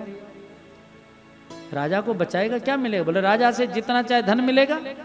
धन से क्या करेगा? बोले भंडारा करूंगा। तो बोले भंडारे का खर्चा तो मैं दे देता हूँ। तो दूसरी बात यह है तुम्हारे ही ब्राह्मण बालक ने श्राप दिया हुआ, अगर तुम ऐसा करोगे तो ब्राह्मणों के श्राप से कोई डरेगा भी नहीं, इसलिए धन ले लो और जाओ, जो हो रहा होने दो। वो भी लालच में आ गया धन दे करके। तो बोले ब्राह्मण अगर गिर सकता है तो लालच से गिर सकता है, अन्य साधनों से नहीं। तो वहीं से वापस कर दिया। तक्षक में आया। इधर राजा जनमेजय ने, परीक्षित के पुत्र ने ऐसी व्यवस्था करी हुई है, अंदर कोई जा ही नहीं सकता राजा के पास। राजा भगवान के ध्यान में मग्न हो रहे हैं। उन्हें पूजा के लिए पुष्प मंगाया, फूल मंगाए, पुष्प मंगाया। तो तक्षक को मौका मिल गया। तक्षक उस पुष्प में बैठ करके चला गया। राजा ने वो पुष्प भगवान को भेंट करने के लिए अपने मस्तक से लगाया, इससे पहले कि तक्षक उनके शरीर को भस्म कर दे। उनकी ज्योति तो परमात्मा में लीन हो गई थी। तक्षक ने एक डंक मारा, ऐसा भयानक डंक था। उसी समय राजा का शरीर वहां पर जो है राख की ढेरी बन गया। उनका दिव्य तेज तो भगवान में समा गया था। महाराजा परीक्षित जी महाराज की जय। और परीक्षित को सर्प के डसने पर भी मोक्ष की प्राप्ति होगी, मोक्ष प्राप्त हो गया उनको। इसलिए आइए अब एक क्रमाणिका अध्याय आप श्रवण करें, जिसके श्रवण मात्र से श्रीमद् भागवत सप्ताह जो क्रम है, जिसने कोई बीच में आए कभी नहीं आए, इस अध्याय के श्रवण करने से संपूर्ण भागवत श्रवण का फल प्राप्त हो जाता है। तो एक क्रमाणिक अध्याय है, श्रीमद् भागवत जी के 12वें स्कंद के 12वां अध्याय है। तो इसका श्रवण करें पहले। तदुपरांत ग्रंथो अष्टदशा सहस्रो 12 स्कंद संहिता परीक्षित सुख संवादम तद्वृद्धि भागवतम विदुः। यह जो श्रीमद् भागवत है, इसके अंदर 18,000 श्लोक, 335 अध्याय और 12 स्कंद हैं, जिनके अंदर पहले स्कंद में 19 अध्याय हैं, जिनमें सूत शौनक संवाद का उपक्रम करके व्यास नारद का संवाद, पांडवों का चरित्र, श्रृंगी ऋषि का राजा को श्राप एवं श्री सुखदेव भगवान के आगमन की कथा वर्णित है। आप सभी बोलेंगे ओम श्री हरिये नमः। दूसरे स्कंद में 10 अध्याय, जिनमें सद्य मुक्ति, क्रम मुक्ति, इन 2 मार्गों का वर्णन है। ब्रह्म नारद संवाद में चतुश्लोकी भागवत का उपदेश, पुराणों के 10 लक्षण बतलाए गए। ओम श्री हरिये नमः। तीसरे स्कंद में 33 अध्याय, जिनमें विदुर उद्धव संवाद, विदुर मैत्री संवाद, पुराण संहिता संबंधी प्रश्नोत्तर, प्रलय काल में भगवान की स्थिति, प्राकृतिक वैकृतिक सृष्टि, ब्रह्मांड की उत्पत्ति, काल की गति, भगवान के नाभि कमल से ब्रह्मा की उत्पत्ति, बरा भगवान द्वारा पृथ्वी का उद्धार, हिरण्याक्ष का वध, पुनः अनेक प्रकार की विधि सृष्टि, ब्रह्मा से मनु शतरूपा का जन्म, मनु करदम संवाद, करदम देवहूति संवाद, कपिल अवतार और कपिल देवहूति संवाद वर्णित है। ओम श्री हरे नमः। चौथे स्कंद में भी 31 अध्याय, जिनमें सती चरित्र, दक्षज्ञ विध्वंस, ध्रुव चरित्र, वेन चरित्र, पृथु चरित्र, नारद प्राचीन वरी के संवाद में पुरंजनोपाख्यान वर्णित है। ओम श्री हरे नमः। 5वें स्कंद में भी 26 अध्याय, जिनमें प्रियव्रत का उपाख्यान, नाभि, राजा ऋषभदेव की कथा, भरत रघुगण संवाद में भवाटवी का वर्णन, भूगोल खागोल, नीचे के 7 लोकों का वर्णन एवं नरकों का वर्णन वर्णित है। ओम श्री हरिये नमः। 6ठे स्कंद में 19 अध्याय, जिनमें पापी अजामिल का उपाख्यान, दक्ष द्वारा सृष्टि, वृत्तासुर का वध, चित्रकेतु का उपाख्यान, मर्तों का जन्म, पुंसवन व्रत का वर्णन वर्णित है। ओम श्री हरिये नमः। 7वें स्कंद में भी 15 अध्याय हैं, जिनमें नारद युधिष्ठिर संवाद द्वारा प्रहलाद जी का चरित्र, वर्णाश्रम धर्म, नारद के पूर्व जन्म की कथा वर्णित है। ओम श्री हरे नमः। 8वें स्कंद में 24 अध्याय, जिनमें 14 मनमंत्रों का वर्णन, गजेंद्र मोक्ष, समुद्र मंथन, बलिवामन चरित्र, मत्स्य अवतार की कथा वर्णित है। ओम श्री हरे नमः। 9वें स्कंद में भी 24 अध्याय हैं, जिनमें सूर्य सोमवंश, इक्ष्वाकु का वंश, सुदुम्न का चरित्र, ससाद आदि राजाओं का चरित्र, सुकन्या का चरित्र, अम्बरीश का उपाख्यान, इक्ष्वाकु वंश का वर्णन, ककुस, खड़वांग, मानधाता, सोभरी, त्रिशंगु, हरिश्चंद्र, सगर, भगवान श्री राम का चरित्र, राजा निमि का वंश, चंद्रवंश का वर्णन, भगवान परशुराम का चरित्र, दुष्यंत आदि राजाओं का चरित्र, नहुष, ययाति और यदु के वंश का वर्णन वर्णित है। ओम श्री हरिये नमः। 10वें स्कंद में भी 90 अध्याय हैं, जिनमें भगवान श्री कृष्ण का जन्म, पूतना, सक्टासुर, तृणावर्त, वत्तासुर, बकासुर का वध, कालिया दमन, धेनुकासुर, प्रलंबासुर का वध, दवानल से गोपों की रक्षा, गोपी चीरहरण, गोवर्धन धारण, महारासलीला, शंखचूर्ण आदि दैत्यों का वध, अक्रूर द्वारा भगवान का मथुरा आनयन, कुबिलापीड़, मुष्टिक, चाणूर, कंस आदि का वध, काल यवन का नाथ, द्वारिका निर्माण, रुक्मणी हरण, बाणासुर से युद्ध, भौमासुर वध, त्रिशुपाल आदि का वध, सुदामा चरित्र, वेद स्तुति वर्णित है। ओम श्री हरिये नमः।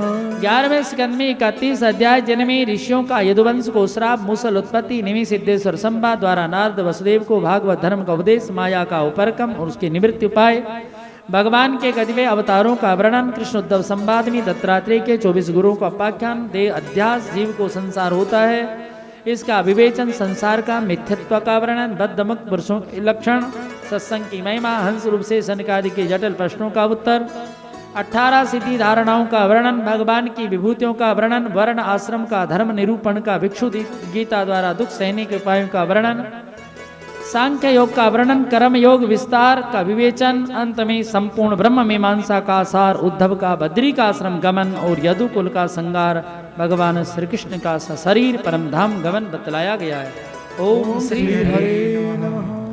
12वें स्कंद में 13 अध्याय, जिनमें कलयुगी राजाओं का वर्णन, युग धर्म, कलिग धर्म, अवतार, 4 प्रकार की प्रलय, राजा परीक्षित का मोक्ष, वेदों की शाखाओं का विभाग, मार्कंड की कथा, सूर्य का व्यू और पुराणों की संख्या वर्णित है। ओम श्री हरिये नमः। ओम श्री हरिये नमः। ओम श्री हरिये नमः। ऐसे महात्मा वाला यह श्रीमद् भागवत महापुराण है, जिसका आप लोग विगत 7 दिनों से श्रवण करते आ रहे हैं। यह श्रीमद् भागवत की कथा का आयोजन गोयल परिवार के द्वारा लाला श्री लक्ष्मी चंद जी, उनके सुपुत्र लाला रोशनलाल जी, लाला महेंद्र जी, लाला रमेश जी ने जो है इनके आयोजन के रूप में, यजमान के रूप में उपस्थित रहे। बड़ी श्रद्धा भाव से परिवार ने, छोटे बड़े बच्चे बहू सभी ने बड़ी निष्ठा श्रद्धा के साथ में इस अनुष्ठान का जो संकल्प लिया था उसको पूर्ण किया है। हमारा शुभ संकल्प, क्रिया और भगवत कृपा, शुभ संकल्प हो उसे क्रिया का रूप दिया जाए और भगवान की कृपा हो जाए तो यज्ञ संपन्न होता है। इस सप्ताह क्रम का पिछले वर्ष भी संकल्प था। पिछले वर्ष एक बार योजना बन गई थी, यहीं कर्णेश्वर महादेव मंदिर स्थान में बुकिंग करवाई गई, लेकिन उस समय ठाकुर की इच्छा नहीं थी, उस समय ये कार्य नहीं हुआ। लेकिन भक्तों का जब दृढ़ संकल्प होता है वो अवश्य पूर्ण होता है, क्या बात सिद्ध है। इसलिए तो इस परिवार के द्वारा ये आयोजन कराया गया। तो पहले ही स्वयं सब ठाकुर जी के भक्त हैं। लाला जी ने सब बच्चों को, सब पोतों को अच्छे संस्कार दिए हुए हैं। स्वयं भी ठाकुर जी के प्रेमी हैं, भगवान के भक्त हैं, भजन में रत रहते हैं। लाला रोशनलाल जी तो संत ही प्रवृत्ति है उनकी, तो पहले से ही उनसे तो हमारे जैसे ब्राह्मणों को भी भजन करने की प्रेरणा मिलती है, तो बहुत अच्छा है। ज़्यादा अधिक तो वर्णन करना ज़्यादा अच्छा नहीं समझता हूँ, न वो ऐसा चाहते हैं। इसलिए बहुत ठाकुर जी की बड़ी कृपा, अनंत कृपा, ये यज्ञ अब संपन्नता की तरफ जा रहा है। इस यज्ञ का फल आपकी इष्टकामना मनोकामना पूर्ण हो। परिवार की भगवान श्री राधा दामोदर के प्रति इसी प्रकार के भक्ति प्रेम दिन उत्तर बढ़ता रहे। सुख शांति की वृद्धि हो, धन ऐश्वर्य की वृद्धि हो और इसी प्रकार से यश कीर्ति की वृद्धि हो। आप सभी ने जिसने भी